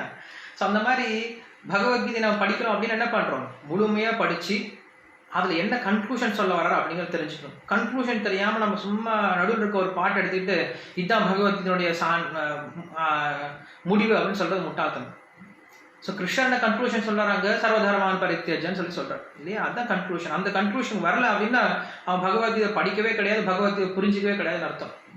சரி, நீங்க என்ன பண்றாங்க, பகவத்கீதை எடுத்துக்கிட்டு நிறைய விஷயம் சொல்லி கொடுக்குறாங்க, Bhagavad Gita for this, Bhagavad Gita for that, Bhagavad Gita this that அப்படின்னு. அதெல்லாம் கன்க்ளூஷன்ஸ் கிடையாது. அது என்ன பண்ணும், அப்படி எடுத்து படிக்கிறதுனால தப்பான ஒரு முடிவுக்கு தான் கொண்டு போய் முடிக்கும். நான் பகவத்கீதை ஃபாலோ பண்ணேன், எனக்கு சக்ஸஸ் கிடைக்கல, என் லைஃப்ல சக்ஸஸ் கிடைக்கல. அவங்க சொன்னாங்க பகவத்கீதையில் இருக்கிறதா ஃபாலோ பண்ண சொன்னாங்க, நான் ஃபாலோ பண்ண எனக்கு சக்ஸஸ் கிடைக்கல அப்படின்னு சொல்லி நிறைய பேர் சொல்லிடுவாங்க. ஸோ பகவத்கீதையோட கன்க்ளூஷன் என்னமோ அதை நம்ம சொல்லிக் கொடுக்கணும். அதான் ஸ்ரீல பிரபுபாத் அடிக்கடி சொல்லுவார், பகவத்கீதையை படிக்கணும் அப்படின்னா, ஒரு சாஸ்திரத்தை படிக்கணும்னா அந்த சாஸ்திரத்தை எப்படி படிக்கணும் அப்படிங்கிற ப்ரொசீஜர் எங்கேயே இருக்கு, அந்த சாஸ்திரத்திலே இருக்கு. அந்த சாஸ்திரத்தில் இருக்கிற பிரகாரம் நம்ம அந்த சாஸ்திரத்தை படிச்சோம்னா அதுக்கான பலன் கிடைக்கும். அப்படி இல்லாமல் நம்ம இஷ்டத்துக்கு படிக்க ஆரம்பிச்சோம், இங்க கொஞ்சம் அங்க கொஞ்சம் எடுத்து படிக்க ஆரம்பிச்சுன்னா அதுக்கு எந்த பலனும் கிடைக்காது அப்படின்னு சொல்றோம். அதனால நம்ம ஒரு சாஸ்திரம் எடுத்துட்டோம் அப்படின்னா ஃபுல்லா படிக்கணும், என்ன சொல்லப்பட்டிருக்கு முதல்ல இருந்து கடைசி வரைக்கும் என்ன சொல்லப்பட்டிருக்கு நம்ம தெரிஞ்சுக்கிட்டாதான் அதனால பிரயோஜனம் இருக்கும் அப்படின்னு சொல்றேன். சரி, எங்க உத்தவன் கிட்ட சொல்றாரு, கிருஷ்ணர் சொல்றாரு, நான் உனக்கு இதெல்லாம் சொல்ல கிடையாதுப்பா, உனக்கு நான் சொன்னது ஒரே ஒரு விஷயம்தான், அதனால நீ இதை பத்தி கவலைப்பட்டுக்காத அப்படின்னு சொல்லிட்டு கிருஷ்ணர் இப்ப பேச ஆரம்பிக்கிறார். 17ஆவது ஸ்லோகத்திலிருந்து கிருஷ்ணர் பேச ஆரம்பிக்கிறார். ரொம்ப ஆச்சரியமான விஷயங்கள்லாம் பேசுறாரு கிருஷ்ணர். இந்த அத்தியாயம், இந்த 17ஆவது ஸ்லோகத்திலிருந்து 20 எத்தனை ஸ்லோகம் இருக்கு மொத்தமா, 24 இருக்கா இந்த அத்தியாயத்துல, இந்த ஸ்லோகம் இருக்கு. இந்த 12ஆவது அத்தியாயம் இல்லையா, 12ஆவது அத்தியாயத்துல 17 24, எஸ் 24 ஸ்லோகம் தான் இருக்கு. 17 24 ஸ்லோகம். இந்த அத்தியாயமானது எப்படி இருக்கு அப்படின்னா, மேக்சிமம் பகவத்கீதையினுடைய 15ஆவது அத்தியாயம் மாதிரி இருக்கு. 15ஆவது அத்தியாயத்துல புருஷோத்தம யோகம் நீ கேள்விப்பட்டிருக்கீங்க, அந்த புருஷோத்தம யோகத்தை ஒத்ததா இருக்கு இந்த 4-5 ஸ்லோகம். 17 24 ஸ்லோகம் என்ன சொல்ல வரான்னு சொல்லி கேட்கலாம். ச ஏஷ ஜீவோ விவர பிரசூதிஹி பிராணேன கோஷேன குஹாம் பிரவிஷ்டः மனோமயம் சூக்ஷ்மம் உபேத்ய ரூபம் மாத்ரா ஸ்வரோ வர்ண இதி ஸ்தவிஷ்டः. இந்த ஸ்லோகத்தை வந்து கிருஷ்ணர் சொல்றார். என்ன சொல்றாரு அப்படி இந்த ஸ்லோகத்துல, ச ஏஷ ஜீவோஹ, ச ஏஷ ஜீவஹ, அந்த ஜீவனுக்கு விவர பிரசூதிஹி, அந்த ஜீவனுக்கு நான் என்ன பண்றேன், நான் தான் உயிரை கொடுத்துறேன், இந்த உடம்புக்கு உயிரை கொடுத்தது நான் தான். அதே போல அந்த உயிரோட சேர்ந்து நான் என்ன பண்றேன், பிராணேன கோஷேன குஹம், நான் என்ன பண்றேன், அந்த பிராணனோட சேர்ந்து இருக்கிறேன். மனோமயம் சூக்ஷ்ம உபேதி ரூபம், என்ன பண்ண முடியும், இந்த என்னை ஒருத்தன் எப்படி புரிஞ்சுக்க முடியும் அப்படின்னா சூக்ஷ்ம ரூபத்துல மனதால என்ன புரிஞ்சுக்க முடியும் அப்படின்னு சொல்லி சொல்றேன். ஒருத்தர் மனதனால என்ன சூக்ஷ்ம ரூபத்துல உள்ள இருக்கக்கூடிய என்னை புரிந்து கொள்ள முடியும் அப்படின்னு சொல்லி சொல்றேன். அதே போல என்ன வெறும் மனதால மட்டும் புரிஞ்சுக்கின்றது கிடையாது, வெளியில வந்து எப்படி இருக்க நான் மந்திர ரூபத்துல, அதாவது வேதங்கள்ல சொல்லப்படக்கூடிய மந்திர ரூபத்தில் நான் இருக்கிறேன் அப்படின்னு சொல்லி சொல்றார். கிருஷ்ணர் இந்த அளவுக்கு சொல்லி முடிச்சிட்டார். இதுக்கு அர்த்தம் என்னன்னு நம்ம பார்க்க ஆரம்பிக்கணும். என்ன சொல்றாரு, நம்ம மனதளவில் என்ன பண்ணலாமா கிருஷ்ணரை புரிந்து கொள்ள முடியும் அப்படின்னு சொல்லி சொல்றாரு. மனசால இது நம்மளுக்கு ஓரளவுக்கு புரியும். எப்படி இது மனசால புரிஞ்சுக்கிறது, நம்மளுக்கு ஒரு சில சமயம் பரமாத்மா உள்ள இருக்கிறத நம்மளுக்கு புரிய ஆரம்பிக்கும். ஏன்னா நம்மளுக்கு உள்ள இருந்து ஒரு சில வாய்ஸ் கேட்டுட்டு இருக்கும், இது செய், இது செய்யாது, இது நல்லது, இது கெட்டது அப்படின்னு நம்மளுக்கு என்ன வரும், உள்ள இருந்து ஒரு சில இன்ஸ்ட்ரக்ஷன்ஸ் வர மாதிரி கிடைக்கும் நம்மளுக்கு. ஸோ அதனால என்ன புரிஞ்சுக்கலாம், நமக்குள்ளார வேற ஏதோ ஒன்று இருந்து நம்ம என்ன பண்ணிட்டு இருக்கு, செலுத்திக்கிட்டு இருக்கு, நம்மளை வழி நடத்திக்கிட்டு இருக்கு அப்படிங்கிற விஷயத்த என்ன பண்ணலாம், சூக்ஷ்மமா மனதளவில் புரிஞ்சுக்கலாம் அப்படின்னு சொல்லி சொல்றேன். வெளிப்படையா எப்படி புரிஞ்சுக்கலாம் அப்படின்னா வேத மந்திரங்களால புரிஞ்சுக்கலாம் அப்படின்னு சொல்லி சொல்றேன். பகவான் வெளிப்படையா வேத மந்திரங்கள் இருக்கேன் அப்படின்னு சொல்லி சொல்றார். இதெல்லாம் ஏன் சொல்ல வர்றாரு அப்படிங்கிறத நம்ம போக போக தெரிஞ்சுப்போம்.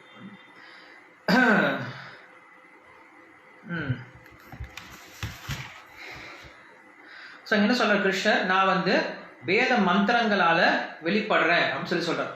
பகவான் வேத மந்திரங்களால வெளிப்படுறாரு. ஸோ வேத மந்திரங்களால் வெளிப்படுறது அப்படின்னு என்ன அர்த்தம், வேத மந்திரங்கள் ஏன் கிருஷ்ணர் வந்து முதல்ல கொடுத்தார் அப்படின்னா, இந்த பிரபஞ்சத்துல நம்மளுடைய செயல்களை நம்ம எப்படி செயல்பட்டே ஆகணும், இந்த பிரபஞ்சத்துல வந்த ஆத்மாக்கள் எப்படி செயல்பட்டே ஆகணும். நஹி கச்சித் க்ஷணம் அப்படி ஜாததிஷ்டத் கர்ம கிருத்து காரியத்தை அவசியத் கர்ம சர்வ பிரகிருதி ஜெயர்குணைகி அப்படின்னு சொல்லி சொல்றோம். நஹி கச்சித் க்ஷணம் அப்படி ஒரு நிமிஷம் கூட என்ன பண்ண முடியாது, யாரும் சும்மா இருக்க முடியாது. நஹி கச்சித் க்ஷணம் அப்படி ஜாததிஷ்டத் அகர்ம கிருத்து, அகர்மம் யாரும் செய்யாம இருக்க முடியாது, ஏதாவது செஞ்சுட்டே இருக்கும். காரியத்தை அவசியத் கர்ம, கண்டிப்பா நம்ம வேலை செஞ்சே ஆகணும். சர்வ பிரகிருதி ஜெயர்குணைகி, அவனுடைய குணத்துக்கு ஏற்ற மாதிரி வேலையை செஞ்சே ஆகணும். ஸோ இப்போ என்ன பண்றார் பகவான், அப்படி எரிஞ்சிட்டு இருக்கக்கூடிய நம்மளுடைய ஆக்டிவிட்டிஸ் என்ன பண்றாரு, அது ஒரு நெருப்பு மாதிரி வச்சுக்கோங்களேன். நெருப்பு வந்து கண்ணாபிரான்னு எரிஞ்சிட்டு இருக்கு, கண்ணாபிரான்னு எரிஞ்சிருந்தா ஒரு பிரயோஜனம் கிடையாது. அந்த நெருப்பு என்ன பண்ணும், இப்போ சேனலைஸ் பண்ணும். அந்த நெருப்பு என்ன பண்ணும், கரெக்டாக ஒரு வழியா வர மாதிரி பண்ணும். அப்படி ஒரு வழியா வர மாதிரி பண்ணால் என்ன ஆகும், அந்த நெருப்புனால பிரயோஜனம் இருக்கு. ஃபுல்லாக அப்படி கபகபான்னு எரிஞ்சிட்டு இருந்துச்சுன்னா ஒரு பிரயோஜனம் இல்லாமல் போயிடும், சமைக்க முடியாது. பானையெல்லாம் உடைச்சிட்டு பானையெல்லாம் எரிஞ்சிட்டு போயிடும். ஆனால் என்ன பண்ணுறோம், அந்த நெருப்பை நம்ம சேனலைஸ் பண்ணோம் அப்படின்னா, அந்த சேனலைஸ் பண்ணுறதுனால நம்ம என்ன பண்ண முடியும், சமைக்க முடியும், சமைச்சு அதை நம்மளால் சாப்பிட முடியும். ஸோ அந்த சேனலைஸ் பண்ணுறது தான் முதல்ல என்ன பண்ணுறாரு பகவான், முதல்ல நம்மளுக்கு உதவி பண்ணுறாரு. எப்படி, வேத மந்திரங்களால். அந்த வேத மந்திரங்கள் ரூபமாக என்ன பண்ணுறாரு பகவான், நம்மளுக்கு நம்மளுடைய வாழ்க்கையை சேனலைஸ் பண்ணுறாரு. நம்மளுக்கு வேதத்தில் வழிமுறைகளை சொல்லிக் கொடுக்குறாரு, எப்படி ஒருத்தர் வாழணும் அப்படிங்கிற வழிமுறைகளை சொல்லிக் கொடுக்குறார். இதுக்கு முன்னாடி வாழ்ந்த வாழ்க்கையும் வாழ்ந்தா, இப்பயும் வாழ்க்கையும் வாழ்றது வாழ்க்கை தான். ஆனால் ரெண்டுக்கு வித்தியாசம் இருக்கு. இப்போ என்ன பண்ணுறோம், நம்ம வேத வழிமுறையில் வாழ ஆரம்பிக்கிறோம். இதுக்கு முன்னாடி நம்ம இஷ்டத்துக்கு வாழ ஆரம்பிச்சிருந்தோம். பிரவருத்திம்ச நிவர்த்திம்ச காரிய சொல்ல விவஸ்தித்தம். நம்மளுக்கு காரியம் என்ன, அகார்மம் என்ன, எது பாபம் எது புண்ணியம் அப்படின்னு தெரியாம இஷ்டத்துக்கு வாழ்ந்துட்டு இருந்தோம். அதனால ஒரு பிரயோஜனம் கிடையாது. ஆனால் யார் ஒருத்தர் யஹ சாஸ்திர விதி உத்ஸ்ருஜ்ய வர்த்ததே காமகாரதான்னு சொல்ற மாதிரி சாஸ்திரத்துக்கு புறம்பா வாழ்ந்துட்டு இருக்கிறதுனால அவனுக்கு ஒண்ணுமே கிடைக்க போறது கிடையாது.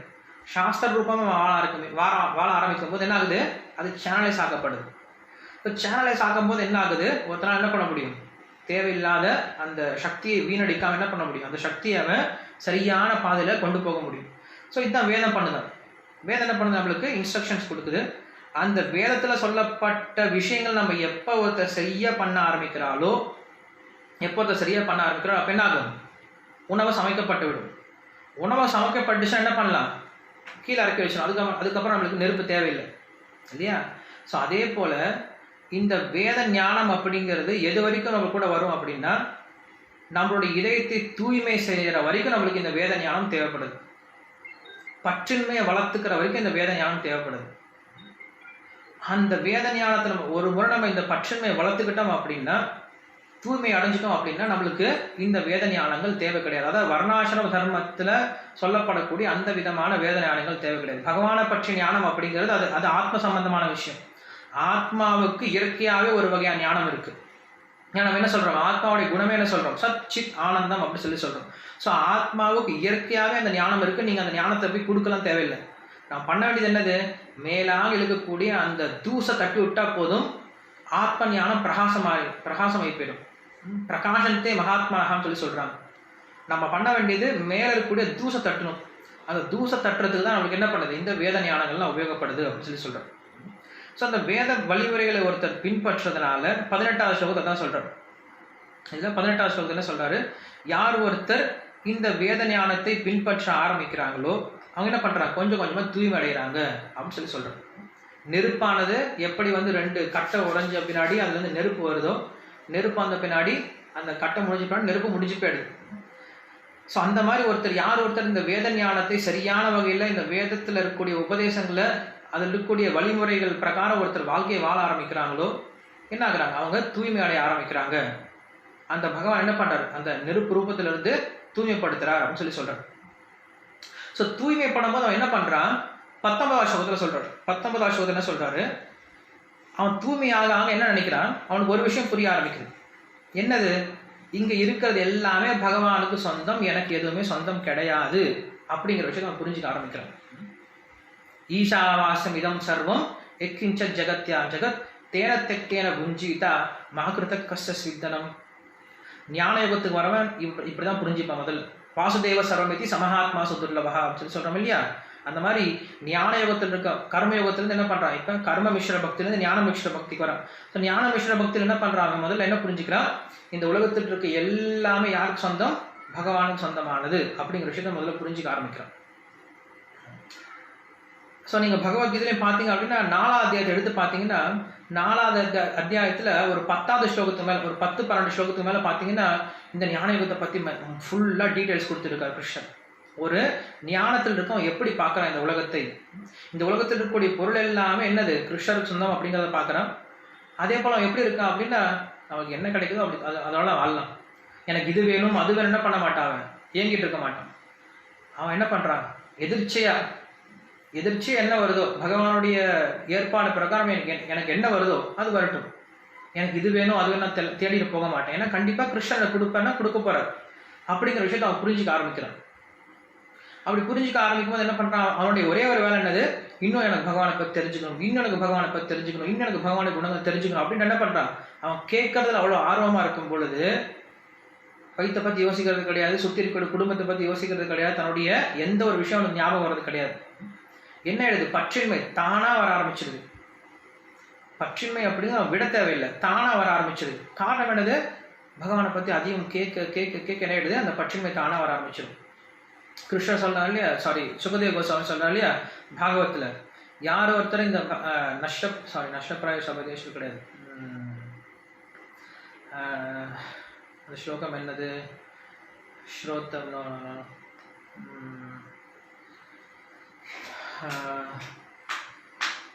ஸ்லோகம் ஞாபகம் வரல. சரி, எனிவே அந்த பகவானுடைய விஷயங்களை கேட்க கேட்க ஒருத்தர் என்ன ஆகும் அப்படின்னா ஞானம் வைராக்கியம் அப்படிங்கிறது ரெண்டும் சேர வர ஆரம்பிச்சிடும் அப்படின்னு சொல்லி சொல்றாரு. அந்த ஸ்லோகம் யாருக்கா தெரியுமா? ஸ்லோகம் ஞாபகம் இல்லை. ஓகே, ஸோ இப்போ என்ன பண்றான்? அவன் எல்லாமே பகவானுக்கு சொந்தமானது அப்படிங்கிறத புரிஞ்சுக்கிட்ட பின்னாடி அவன் என்ன பண்றான்? இந்த விஷயத்தை நான் அனுபவிக்க கூடாது. ஏன்னா இது எல்லாமே யாருக்கு சொந்தமானது? பகவானுக்கு சொந்தமானது. ஸோ பகவானுக்கு சொந்தமான விஷயத்தை நான் எப்படி அனுபவிக்கிறது? நான் அனுபவிச்சேன் அப்படின்னா அது என்னதான் அனுபவிச்சாலும் அது அதிகாரப்பூர்வமானது கிடையாது, அது அநியாயமானது தான் அப்படின்னு சொல்லிட்டு என்ன பண்றாங்க? அதை அனுபவிக்கிறதுல இருந்து விலகிறான். அனுபவிக்கிறது அப்படின்னா தன்னுடைய வாழ்வாதாரத்துக்காக என்ன பண்றான் இருக்கிறானே தவிர அதிகமா எடுத்துக்கிறது கிடையாது. யாரோ ஒருத்தர் கை தூக்கி இருக்காங்களே, ask to unmute. No no no no no ஹூ ஹூ ஹூ ஹூ ஹூ யாரோ பேர் அப்படிதான் இருக்கு, கை உயர்த்தி இருக்காங்க. ஆஸ்க் டு அன்மியூட்னா அன்மியூட் பண்ணல. ஓகே, ஹரே கிருஷ்ணா. யாரு கடைசியில கடைசியில பேசலாம் பிரபு, நீங்க கிளாஸ் எடுங்கன்னு சொன்னேன். Okay okay.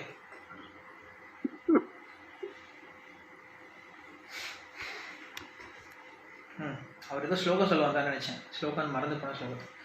ஸோ என்ன பண்றாரு அந்த ஞானி, என்ன பண்றாரு ஒரு விஷயம் புரிஞ்சுக்கிறார். அவரால் எப்படி இந்த பற்றின்மை வளர்த்துக்க முடியுது அப்படின்னா, அவர் என்ன புரிஞ்சுக்கிறாரு, இந்த உலகத்தில் இருக்கக்கூடிய பொருள் எல்லாமே என்னோடது கிடையாது. ஸோ என்னோடது இல்லை அப்படின்னா அதை நான் சேர்த்து வச்சுக்க கூடாது. என்ன பண்றாரு, மாக்கிருத கஷ்ட சித்தனம், அதான் அவர் புரிஞ்சுக்கிறார். ஈஷாவாஷம் இதம் சர்வம் எக்கிஞ்ச ஜெகத்யாம் ஜெகத் தேன தெக்தேன புஞ்சிதா, எல்லாமே அவருக்கு சொந்தமானது. ஆனா எனக்கு ஏதோ கொஞ்சம் கொடுத்துருக்காரு. அந்த கொஞ்சம் கொடுத்த விஷயத்த நான் என்ன பண்றேன், என்னுடைய உடலை பாதுகாக்கிறதுக்கு. ஏன்னா இந்த உடலானது எனக்கு வேணும், கண்டிப்பா வேணும். இந்த உடல் அப்படின்ற ஒரு கருவி இருந்தாதான், இந்த உடல் அப்படின்ற கருவி தான் என்ன பண்ணுது, பகவானுடைய நாமத்தை சொல்லுது, பகவானுக்கு சேவை பண்ணுது, பகவானுடைய விக்கிரகத்தை பார்க்குது, பகவானை பத்தி கேட்குது, பகவானுடைய பிரசாதத்தை சாப்பிடுது. அதுக்கு இந்த கருவி தேவைப்படுது. ஸோ இந்த கருவியை காப்பாற்றுறதுக்காக மட்டும் என்ன பண்றாரு, பகவான் கொடுத்த அந்த விஷயத்தை ஏற்றுக்கிறார். தனக்காக என்ன பண்றது கிடையாது, எதையுமே அதிகமாக சேர்த்துக்கிறது கிடையாது. இந்த ஸ்லோகத்தை வந்து நம்ம 19வது ஸ்லோகத்தில் பார்க்குறோம். அதே மாதிரி 20வது ஸ்லோகத்தை என்ன சொல்றோம் அப்படின்னா, இந்த உலகத்துக்கு எல்லாத்துக்கும் அவர் தான் ஆதாரமாகவும் இருக்கார். இந்த உலகத்துக்கான ஆதாரம் யார் அப்படின்னா பகவானா தான் இருக்கார். வெறும் சொந்தம் மட்டும் கிடையாது, இந்த உலகத்துக்கு இருக்கக்கூடிய இந்த புலன்களுக்கு சொந்தமானவர் மட்டும் கிடையாது, இந்த உலகத்துக்கே ஆதாரம் அவர் தான் அப்படின்னு சொல்லி பார்க்குறாரு. ஓகே, என்னுடைய புலன்களுக்கு சொந்தம்னு நினைக்கலாம், என்னுடைய புலன்கள் எல்லாத்துக்கும் அவர் தான் சொந்தம் நான் சொல்றேன். அதுக்கும் மேல ஒரு படி போறாரு. என்ன பண்றாரு, இந்த உலகத்துக்கே அவர் தான் ஆதாரமா இருக்கார் அப்படின்னு சொல்லி சொல்றாரு. அது எப்படின்னா, இந்த உலகத்தில் நம்ம பல்வேறு விதமான விதைகள்லாம் போடும்போது என்ன ஆகுது, பல்வேறு விதமான செடிகள்லாம் முளைக்குது, புதர்கள்லாம் முளைக்குது. ஆனா எல்லாருக்கும் ஆதாரம் என்ன அப்படின்னா இந்த பூமி தான். பூமி ஆதாரம் இல்லாம எதுவுமே நிக்காது. ஸோ அதான் கிருஷ்ணர் சொல்றார், நான் தான் எல்லாருக்கும் ஆதாரமா இருக்கேன். ஆதாரமா இருக்குன்னு என்ன அர்த்தம், நான் தான் எல்லாருடைய கட்டுப்பாட்டை வச்சிருக்கேன் அப்படின்னு சொல்லி சொல்றேன். ஸோ ஃபர்ஸ்ட் போக்தாரம் மிக்க தபசாம் அப்படிங்கிற விஷயத்தை புரிஞ்சுக்கிட்டார். பகவான் தான் அனுபவிப்பாளர் அப்படிங்கிற விஷயத்தை புரிஞ்சுக்கிட்டார். அடுத்தது சர்வலோக மகேஸ்வரம், பகவான் தான் எல்லாருக்கும் கட்டுப்பாட்டாளர் அப்படிங்கிற விஷயத்த அடுத்த ஸ்லோகத்துல சொல்றார், 20வது ஸ்லோகத்துல சொல்றார். அதுக்கப்புறம் 21வது ஸ்லோகத்துல வந்து ஒரு உதாரணம் கொடுக்குறார். பகவான் தான் எல்லாத்துக்கும் சொந்தம், பகவானால தான் எல்லாமே உருவாக்கப்பட்டிருக்கு அப்படிங்கிறது ஒரு உதாரணம் கொடுக்குறார். என்ன உதாரணம் கொடுக்குறாரு அப்படின்னா, இப்போ ஒரு துணி இருக்கு அப்படின்னா அந்த துணியோடைய சேர்க்கை எப்படி இருக்கும் அப்படின்னா, லென்த் வைஸா ஒரு நூல் இருக்கும், பிரெத் வைஸா ஒரு நூல் இருக்கும் இல்லையா. நீளமா ஒரு நூல் போட்டிருப்பாங்க, அகலமா ஒரு நூல் போட்டிருப்பாங்க. நீளம் அகலம் என்ன பண்ணிருக்கும், அந்த நூல் கொத்து இருக்கும். நீளமா இருக்கக்கூடிய நூல் அகலமா இருக்கக்கூடிய நூல் ரெண்டையும் பிரிச்சிட்டோம் அப்படின்னா துணியே எல்லாம் போயிடும் இல்லையா. ஸோ அந்த மாதிரி இந்த உலகத்தில் இருக்கக்கூடிய எல்லாமே யாரை சார்ந்து இருக்கு, பகவானை சார்ந்து தான் இருக்கு. எப்ப பகவான் பிரிஞ்சுட்டாரோ ஒண்ணுமே எல்லாம் போயிடும். அது இந்த ஜட பிரபஞ்சமா இருந்தாலும் சரி, இந்த ஜட உடலா இருந்தாலும் சரி, எல்லாருக்கும் அவர் இருக்காங்க, எல்லாம் சேர்ந்து இருக்கான். அவர் இல்லை அப்படின்னா இந்த உலகத்துல ஒண்ணுமே கிடையாது. இதை ஞானி புரிஞ்சுக்க. இந்த மாதிரி பல்வேறு விதமான ஆஸ்பெக்ட்ல இருந்து என்ன பண்றாரு, பல்வேறு விதமான கோணத்துல இருந்து அந்த ஞானி பார்க்க ஆரம்பிக்கிறாரு. இந்த உலகமானது எப்படி ஈஷா இந்த வாசுதேவ சர்வமிதி அப்படிங்கிற விஷயத்தை அவர் பார்க்க ஆரம்பிக்கிறார். எல்லாமே வாசுதேவன் தான் அப்படிங்கிற விஷயத்தை அவர் பார்க்க ஆரம்பிக்கிறார். ஸோ அப்படி பார்க்க ஆரம்பிக்கும் என்ன பண்றாரு, அவரு புரிஞ்சுக்கிறார். இந்த உலகத்தில் இருக்கக்கூடிய எல்லாமே அவருக்கு சொந்தமானதுன்றதை புரிஞ்சுக்கிறதால அவருக்கு மட்டுமே உபயோகப்படுத்த ஆரம்பிக்கிறார். அதுக்கப்புறம் அடுத்த ஸ்லோகத்துல சொல்றார், என்ன சொல்றாரு அப்படின்னா, இந்த உலகம் எல்லாத்துக்கும் அவர் தான் ஆதாரமா இருக்காரு இல்லையா. இந்த உலகத்துல நிறைய மரங்கள்லாம் முளைக்குதான், பல்வேறு விதமான மரங்கள் செடிகள்லாம் முளைக்குதான். அந்த மாதிரி இந்த உலகத்தை ஆதாரமா கொண்டு நம்மளுக்கு நிறைய உடல்கள்லாம் கிடைக்குது, பல்வேறு விதமான உடல்கள் கிடைக்குது. இந்த உடலை ஒவ்வொரு உடலையும் என்ன பண்றாரு, ஒவ்வொரு மரத்துக்கு ஒப்பிடுறார். இந்த உலகத்தை ஆதாரமாக கொண்டு முளைக்கக்கூடிய மரத்துக்கு இந்த உடலை வந்து ஒப்பிடுறார். இந்த உடல் எப்படிப்பட்டது அப்படின்னு சொல்லி சொல்றார். இந்த உடல் எப்படிப்பட்டது, இந்த உடல் என்ன பண்ணுவா, முதல்ல கொஞ்சம் வளரும், அதுக்கப்புறம் பூத்து குலுங்கும், அதுக்கப்புறம் பழங்களை கொடுக்கும், அதுக்கப்புறம் அது மறைஞ்சு போயிடும். ஸோ அதே போல் இந்த உடல் என்ன பண்ணுது, வளருது, வளர்ந்து என்ன பண்ணுது, இதனால கர்மங்களை கொஞ்சம் கொடுக்குது, கர்மத்தை அனுபவிக்குது, மறைஞ்சு போயிடுது. அதே போல் இந்த மரத்தில் வேற என்னெல்லாம் இருக்கு விஷயம் இருக்குன்னு சொல்லி சொல்கிறோம். இந்த மரம் என்ன பண்ணுமா, 2 விதமான விதையை உற்பத்தி பண்ணுது. இந்த மரம், இந்த உடல் அப்படின்ற மரம் என்ன பண்ணுது? 2 விதமான விதையை உற்பத்தி பண்ணுதான். அதே போல இந்த மரத்துக்கு ஆயிரக்கணக்கான வேர்கள் இருக்கான். இந்த மரத்துக்கு. அதே போல இந்த மரத்துக்கு பார்த்தோம் அப்படின்னா, இந்த கிளைன்னு சொல்லி சொல்றோம் இல்லையா? கிளை கிடையாது, ட்ரங்க் அப்படின்னு என்ன சொல்றது தமிழ்ல? ட்ரங்க் என்ன சொல்லுவோம்?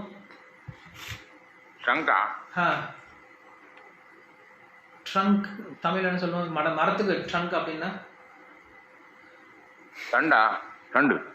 தண்டா, மேபி தண்டுன்னு சொல்லலாம், இருக்கலாம், தண்டுன்னு கூட சொல்லலாம்.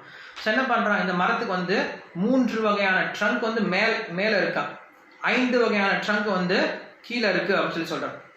அதே போல இந்த மரத்துக்கு வந்து 5 வகையான சுவை இருக்கு அப்படின்னு சொல்லி சொல்றான். அப்புறம் 11 கிளைகள் இருக்கு. இந்த மரத்துல 2 பறவைகள் உட்கார்ந்துட்டு இருக்கு. 3 வகையான அட்டைகளால, 3 வகையான அந்த மரப்பட்டைகளால இந்த மரமானது சுத்தப்பட்டிருக்கு. இந்த மரமானது 2 வகையான பழங்களை உற்பத்தி பண்ணது. இந்த மரத்தை யார் ஒருத்தன் புரிஞ்சுக்கிறானோ அவன் வேதத்தை புரிஞ்சுக்கிட்டான் அப்படின்னு சொல்லி முடிக்கிறார். ஸோ முதல்ல வேதத்திலிருந்து ஆரம்பிச்சார். 16ஆம் ஸ்லோகத்துல வேதத்தினால ஒருத்தர் வேதத்திலிருந்து அவர் பகவானை தெரிஞ்சுக்கலாம் அப்படின்னு சொல்லி சொல்றார். அப்படிப்பட்டவர் யாரு, அந்த பகவான் எப்படிப்பட்டவர், அந்த வேதத்தினால என்ன புரிஞ்சுக்கணும் அப்படிங்கிற விஷயத்தை இங்க கன்க்ளூஷன் பண்றாரு. எல்லாமே இது கனெக்ஷன் இருக்கனால இந்த கனெக்ஷனா சொல்லிட்டு போறேன்.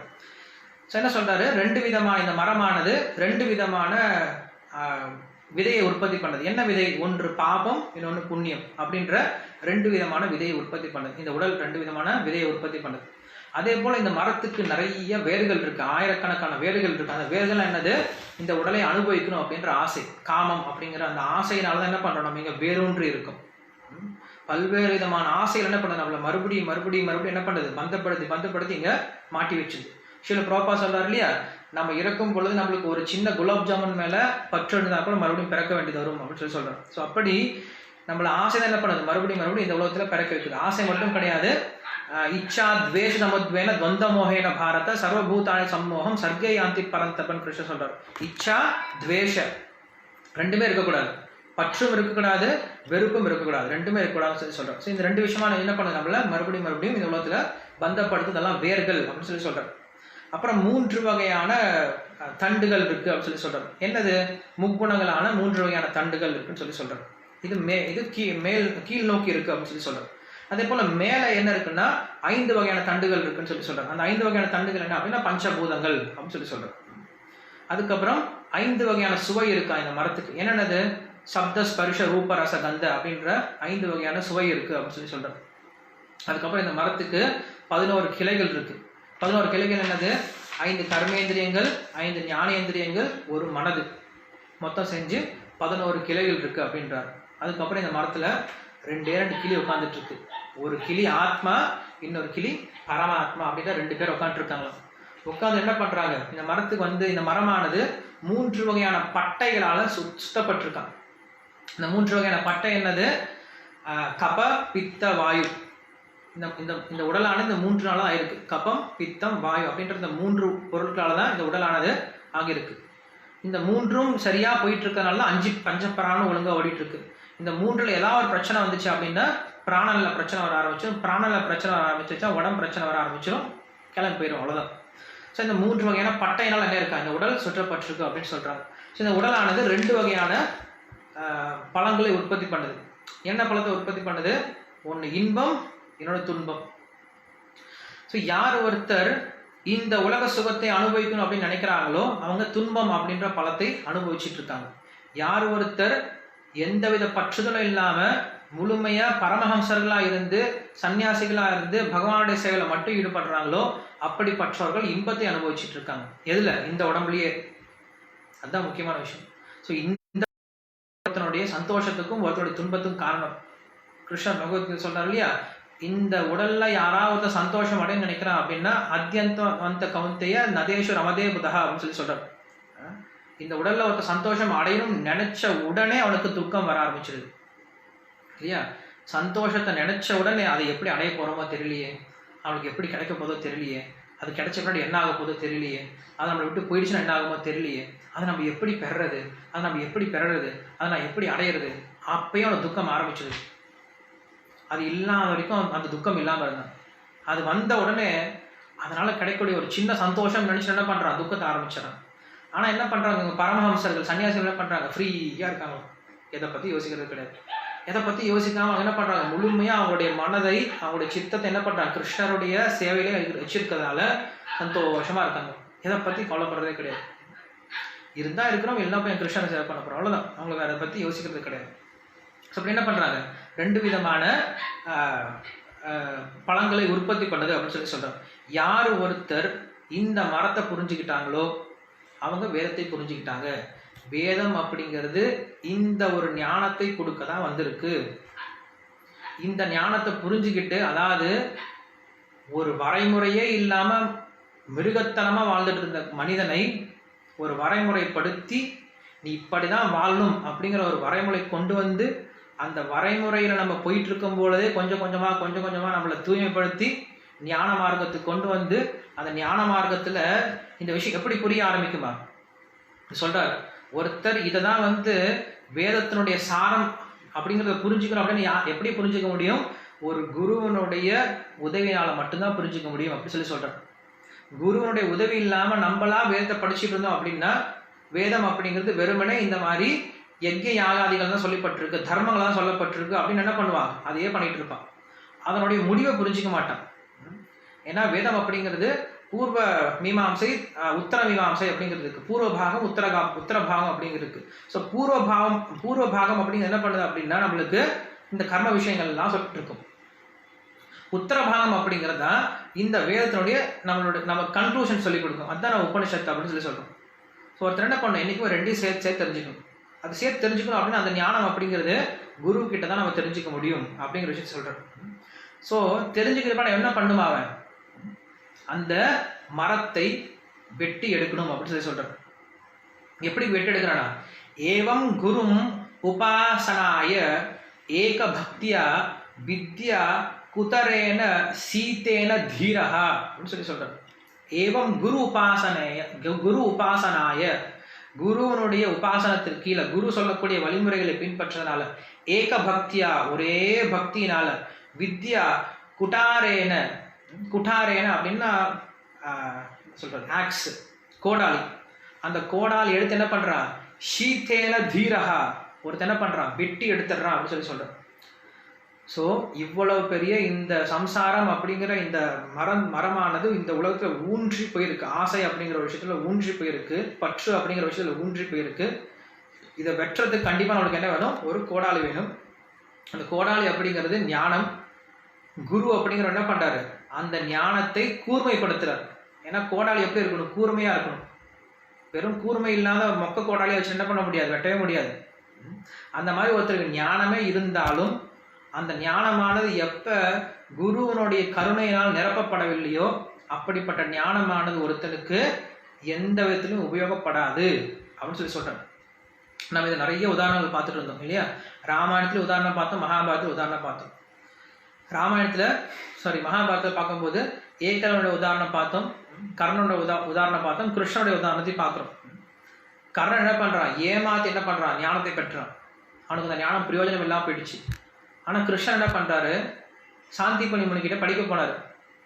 படிக்க போயிட்டு அவர் சொல்றாரு, கடைசியில் சொல்றாரு, கிருஷ்ணா குருவே எனக்கு கொஞ்சம் ஆசீர்வாதம் பண்ணுங்க. என்ன ஆசீர்வாதம் பண்ணணும், நான் ஒரு நாளும் படிக்கவே இல்லை.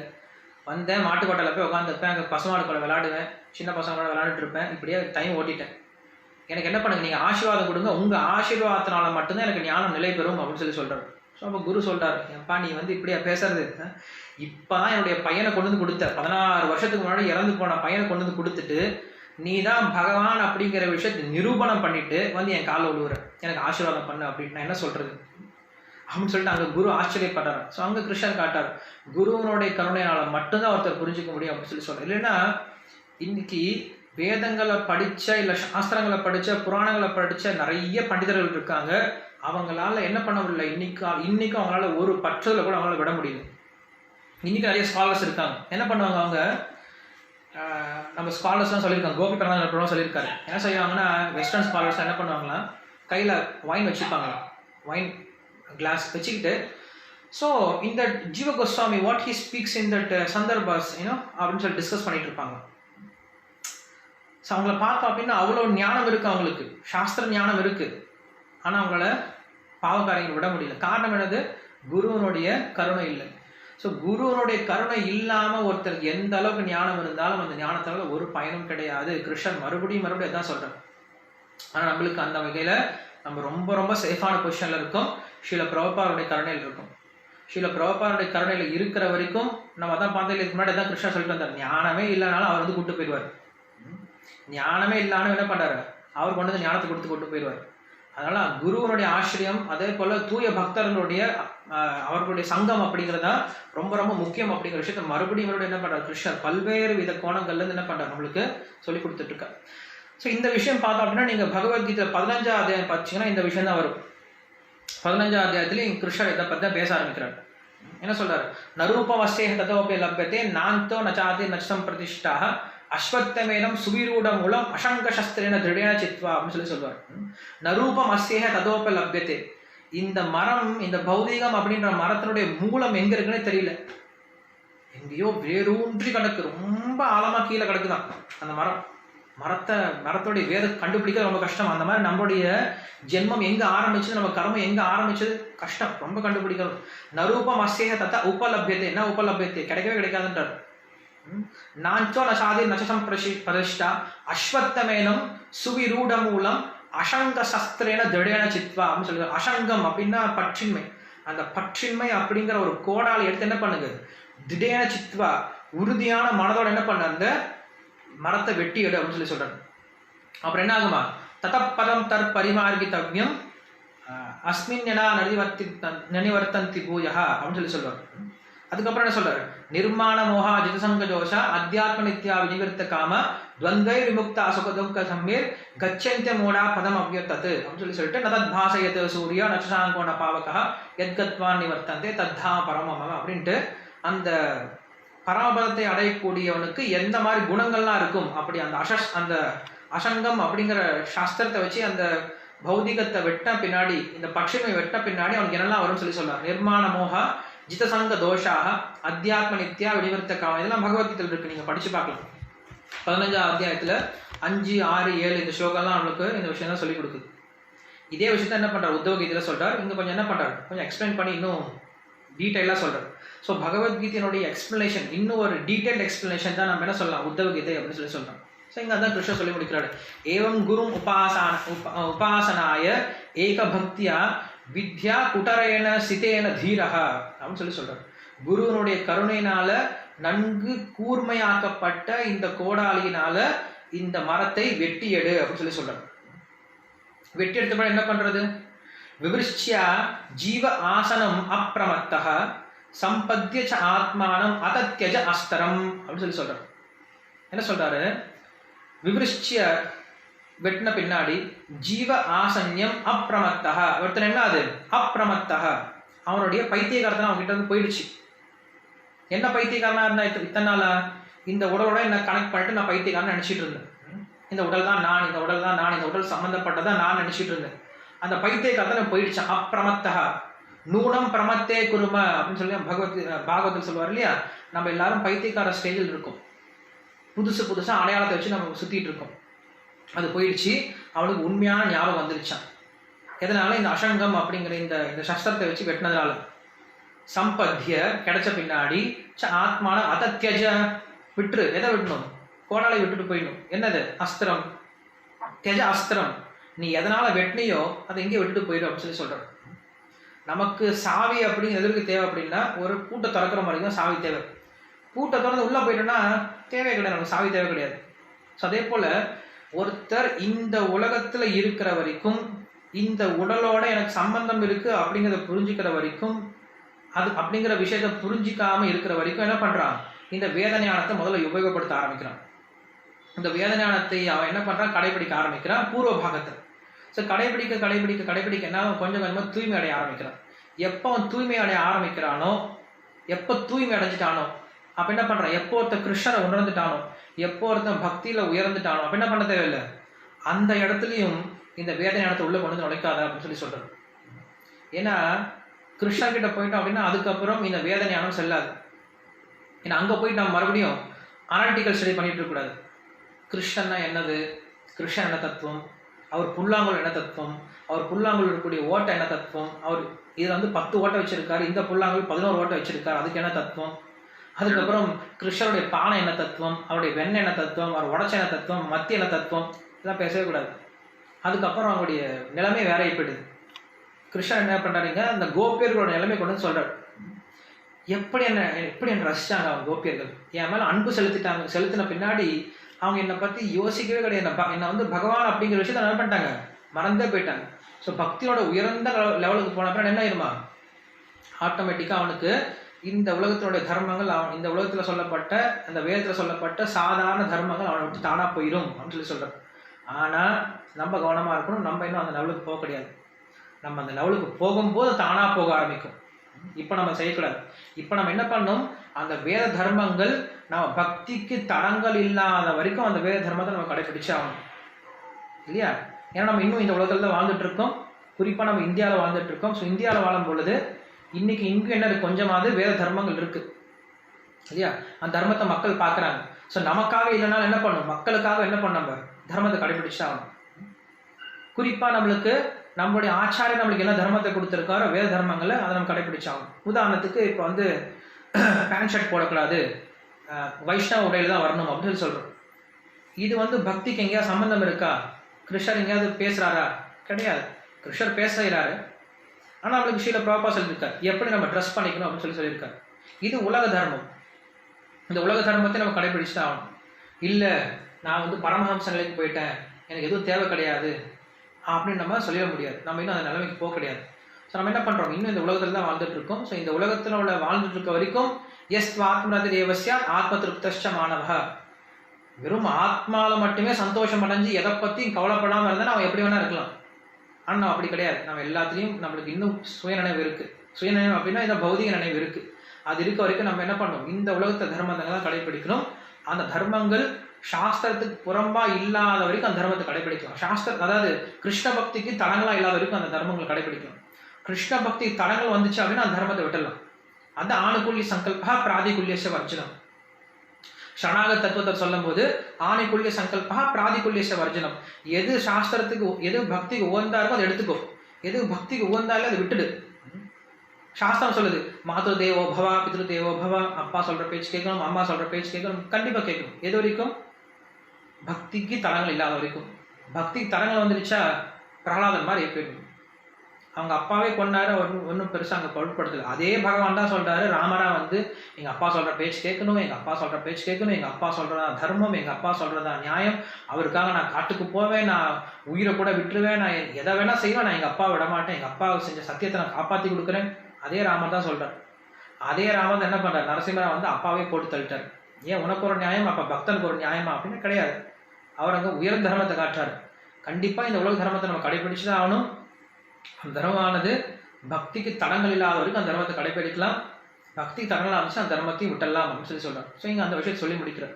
இப்படி ஒருத்தர் என்ன பண்ணுமா, எல்லா விதமான விஷயங்களையும் விட்டுட்டு, நம்ம நேற்று ஒரு ஸ்லோகம் படித்தோம் இல்லையா, ஸ்ரீநாத் சக்கரவர்த்தியோட ஒரு ஸ்லோகம் படித்தோம். சைத்தன்ய மகாபுரம் நம்மளுக்கு என்ன கொடுத்துருக்காரு, இதே தான் சைத்தன்ய மகாபுரம் கொடுக்குறாரு. என்ன கொடுக்குறாரு, ஆராத்யோ பகவான் ரஜேஷ தனயஸ் தத்தாம விருந்தாவனம். இந்த உலகத்திலேயே ரொம்ப ரொம்ப சிறந்த வழிபாடு, சிறந்த உருவம், பகவானுடைய உருவத்தை வழிபடணும் அப்படின்னு என்ன வழிபாடு, ஆராத்யோ பகவான் பிரஜேச தனயஸ், பிருந்தாவனத்துல பிறந்த அந்த கிருஷ்ணரை வழிபடுறதுதான் இருக்கிறதே சிறந்த வழிபாடு அப்படின்னு சொல்றாரு. அந்த கிருஷ்ணர் எங்க வழிபடணுமா, தத்தாம விருந்தாவனம், அந்த கிருஷ்ணரை விருந்தாவனத்துல வச்சு வழிபட்டாதான் இன்னும் உயர்ந்தது அப்படின்னு சொல்றாரு. அதுக்கப்புறம் சொல்றாரு, ரம்யா காட்சித்தும் உபாசன பிரஜவதுஸ் வர்க்கேன யா சம்ஹிதா. அந்த வழிபாடும் விருந்தாவனத்தில் இருக்கக்கூடிய அந்த பிரஜ வதுக்கள், அதாவது அந்த கோபியர்கள் காட்டின அந்த பக்தியில பக்தி பண்ணாதான் கிருஷ்ணர் ரொம்ப பிடிக்குமா. அந்த கோபியர்கள் எப்படி பக்தி பண்றாங்களோ அந்த மாதிரி பக்தி பண்ணணும்னு சொல்றாரு. அந்த பக்தி நம்ம எங்கே தெரிஞ்சுக்கலாம், ஸ்ரீமத் பாகவதம் புராணம் அமலம், அந்த ஸ்ரீமத் பாகவத்திலும் அப்படிங்கிற அந்த அமல புராணத்திலும் தெரிஞ்சுக்கலாம். அதில் என்ன சொல்லிக் கொடுக்குது கடைசியில, பிரேம புமர்த்தோ மகா, அந்த பிரேமை அப்படிங்கிறது தான் மனித வாழ்க்கையோட இறுதி குறிக்கோள். ஸ்ரீ சைத்தன்ய மகாபிரபோர் மதமிதம் தத்ர ஆதாரண பரஹ. இதுதான் உங்களுக்கு ஸ்ரீ சைத்தன்ய மகாபுரம் சொல்லிக் கொடுக்குறாரு. இந்த 5 விஷயத்தை, இதை விட உயர்ந்த விஷயம் அப்படிங்கிறது வேற ஒண்ணுமே கிடையாது அப்படின்னு சொல்றார். அதுதான் இங்க நம்ம கிருஷ்ணர் சொல்லிக் கொடுக்குறாரு. கடைசியில் அவர் சொல்லிக் கொடுக்கறது, எல்லாத்தையும் விட்டுரு, ஸ்ரோத்தவ்யம் ஸ்ருத ஏவச்ச, எதெல்லாம் கேட்குறோமோ நீ கேட்டு முடிச்சாச்சு, இனிமேல் கேட்க வேண்டிய விஷயம் ஒன்றுமே கிடையாது. இந்த கோபியர்கள் செஞ்ச பக்தி மாதிரி என்ன பண்ண ஒருத்தர் பக்தி செய்ய ஆரம்பிக்கணும் அப்படிங்கிற கன்க்ளூஷன் சொல்லி முடிக்கிறார். சொல்லி முடித்த பின்னாடி இங்கே எப்பயும் போல் ஜீவ கோஸ்வாமி என்ன பண்ணுறாரு, 16ஆம் ஸ்லோகத்துலேருந்து ஆரம்பித்தோம். நம்ம 16ஆம் ஸ்லோகத்துலேருந்து ஆரம்பித்து 17ஆம் ஸ்லோகத்துலேருந்து ஆரம்பித்தோம். கிருஷ்ணர் பேச ஆரம்பித்தார் ஃபஸ்ட்டு. 17ஆம் ஸ்லோகத்துலேருந்து ஆரம்பித்து 24ஆம் ஸ்லோகம் வரைக்கும் இந்த வேதத்தை பற்றியே பேசிட்டு வந்தோம். ஜீவகோஸ்வாமி என்ன பண்ணுறாரு அப்படின்னா இந்த 17ஆம் ஸ்லோகத்தை எடுக்கிறார். எடுத்து ஏன் இவ்வளோ கஷ்டப்பட்டு இருக்கீங்க, இந்த ஸ்லோகத்தை நான் மாற்றி சொல்கிறேனே, வித்தியாசமான அர்த்தத்தை கொடுக்குறாரு. அவர் எப்பயுமே இந்த மாதிரி ஸ்காலர்லி வேலைலாம் அவர் தான் பண்ணுவார். ரொம்ப ரொம்ப சுவாரஸ்யமான ஒரு விஷயம் சொல்கிறார். என்ன சொல்கிறாரு, அந்த ஸ்லோகத்தோட அர்த்தம் என்னது, ச ஏஷ ஜீவோ விவர பிரசூதः பிராணேன கோஷேன குஹாம் பிரவிஷ்டः மனோமயம் சூக்ஷ்ம உபேதி ரூபம் மாத்திர ஸ்வரோ வர்ண இதிஸ்த விஷ்டः அப்படிங்கிற ஸ்லோகம். இந்த ஸ்லோகத்தில் ஃபர்ஸ்ட் வார்த்தை என்னது, ச ஏஷ ஜீவா அப்படின்ற வார்த்தை வருது. இந்த ஜீவாத்மா அப்படின்ற வார்த்தை எங்கே வருது. ஸோ அங்கே என்ன பண்ணுறார் ரூப கோஸ்வாமி, அந்த ஜீவாத்மா அப்படிங்கிற வார்த்தையை கிருஷ்ணர் கொடுத்துட்டார். இங்கே ஜீவாத்மா, இங்கே ஜீவா அப்படின்னு சொல்கிறது யார, கிருஷ்ணரை சொல்லிட்டார். ஸோ கிருஷ்ணர் அப்படின்னு சொல்லிட்டார் அப்படின்னா அந்த வார்த்தை எப்படிலாம் மாறுது அப்படின்னு சொல்கிறார். ஒன்ஸ் அந்த வார்த்தையை கிருஷ்ணர், அந்த ஜீவா அப்படின்ற வார்த்தையை ஜீவாத்மா கொடுக்காம கிருஷ்ணர் கொடுத்துட்டாரா என்னென்ன ஆகும்னு சொல்கிறாங்க. அந்த கிருஷ்ணர் என்ன பண்ணுறாரா, எப்படி நம்ம இந்த ஸ்லோகத்தை படித்தோம் இல்லையா, அந்த ஜீவாத்மா என்ன, பகவான் தான் இந்த உடம்புக்கு என்ன பண்ணுறாரு, உயிர் கொடுக்குறான்னு சொன்னோம் இல்லையா, அங்கே அப்படி மாற்றின பின்னாடி என்ன பண்ணுறாரு, கிருஷ்ணர் தான் விருந்தாவனத்துக்கே உயிரை கொடுக்குறார். கிருஷ்ணர் தான் விருந்தாவனத்துக்கே உயிராக இருக்கார், அந்த பிரஜவாசிகளுக்கே உயிராக இருக்கார் அப்படின்னு சொல்கிறார். அதுக்கப்புறம் என்ன ஆகுது, விவர பிரசூதா, அவன் கூடயே இருக்கார், அந்த ஜீவாத்மா கூடயே இருக்கார் அப்படின்றத நம்ம அங்கே பார்த்தோம். இங்கே என்ன சொல்கிறாரு, அந்த அப்படிப்பட்ட அந்த பகவான் என்ன பண்ணுறாரு, விருந்தாவனத்துக்கே பிராணனாக இருக்கக்கூடிய அந்த பகவான் என்ன பண்ணுறாரா, தான் எந்த லீலைகள்லாம் ஆன்மீக உலகத்தில் பண்ணுறாரோ அதே லீலைகளை கொண்டு இந்த ஜட உலகத்திலையும் பண்ணுறாரு. ஆன்மீக உலகத்தில் பண்ணக்கூடிய அதே லீலைகளை ஜட உலகத்திலையும் பண்ணுறாரு. விவர பிரசூத்தா பிராணேன கோஷேன, கோஷம் அப்படின்னா, கோஷம்னா குழுமம் அப்படின்ற ஒரு அர்த்தம் இருக்கு சம்ஸ்கிருதத்தில், தன்னுடைய பரிவாரங்களோட. ஸோ அங்கே பார்க்கும்போது நம்ம ஸ்லோகத்தில் ஒரு பகவான் என்ன பண்ணுறாரு, அந்த பிராணனுக்கு, இந்த உடலுக்கு பிராணை கொடுத்து அந்த பிராணனோட சேர்ந்து வாழ்ந்துட்டு இருக்கார் அப்படின்ற ஒரு அர்த்தம் வந்துச்சு. இங்கே என்ன பண்ணுறாரு, அதை மாற்றி சொல்கிறார். கிருஷ்ணர் இந்த விரஜவாசிகள் பிராணா இருக்கார், அந்த பிராணன் என்ன பண்ணுறாரா, அங்கே விருந்தாவனத்தில், கோலோக விருந்தாவனத்தில் எந்த லீலைகளை பண்ணுறாரோ அதே லீலைகள் என்ன பண்ணுறாரா இங்கேயும் இந்த உலகத்துல செஞ்சு காட்டுறாரு அப்படின்னு சொல்கிறார். அதுக்கப்புறம் சொல்கிறார் குஹாம் பிரவிஷ்டா அப்படின்னு சொல்கிறார். குஹாம் பிரவிஷ்டா அப்படிங்கிற நம்மளுக்கு அந்த ஸ்லோகத்தில் பார்த்தோம். அதே அர்த்தத்தை என்ன பண்ணுறாரு இங்கே ஜீவகோஸ்வாமி சொல்கிறார். குஹாம் பிரவிஷ்டா என்ன அர்த்தம், இந்த லீலையெல்லாம் இங்கே முடித்த பின்னாடி அந்த லீலை எல்லாத்தையும் என்ன பண்ணுறாரு, இங்கேருந்து மறக்கடிச்சிடறாரு. மறக்கடிச்சிட்டு அப்பிரகட்ட லீலைக்கு போயிடுறாரு. ஒன்று பிரகட்ட லீலை, இன்னொன்று அப்பிரகட்ட லீலை. அப்படின்னு என்ன அர்த்தம், கிருஷ்ணர் அங்கேருந்து வந்தார், கோலோக விருந்தாவனத்தை கூப்பிட்டு வந்தார், இங்கே விருந்தாவனத்தில் எல்லா விதமான லீலைகளும் பண்ணார்.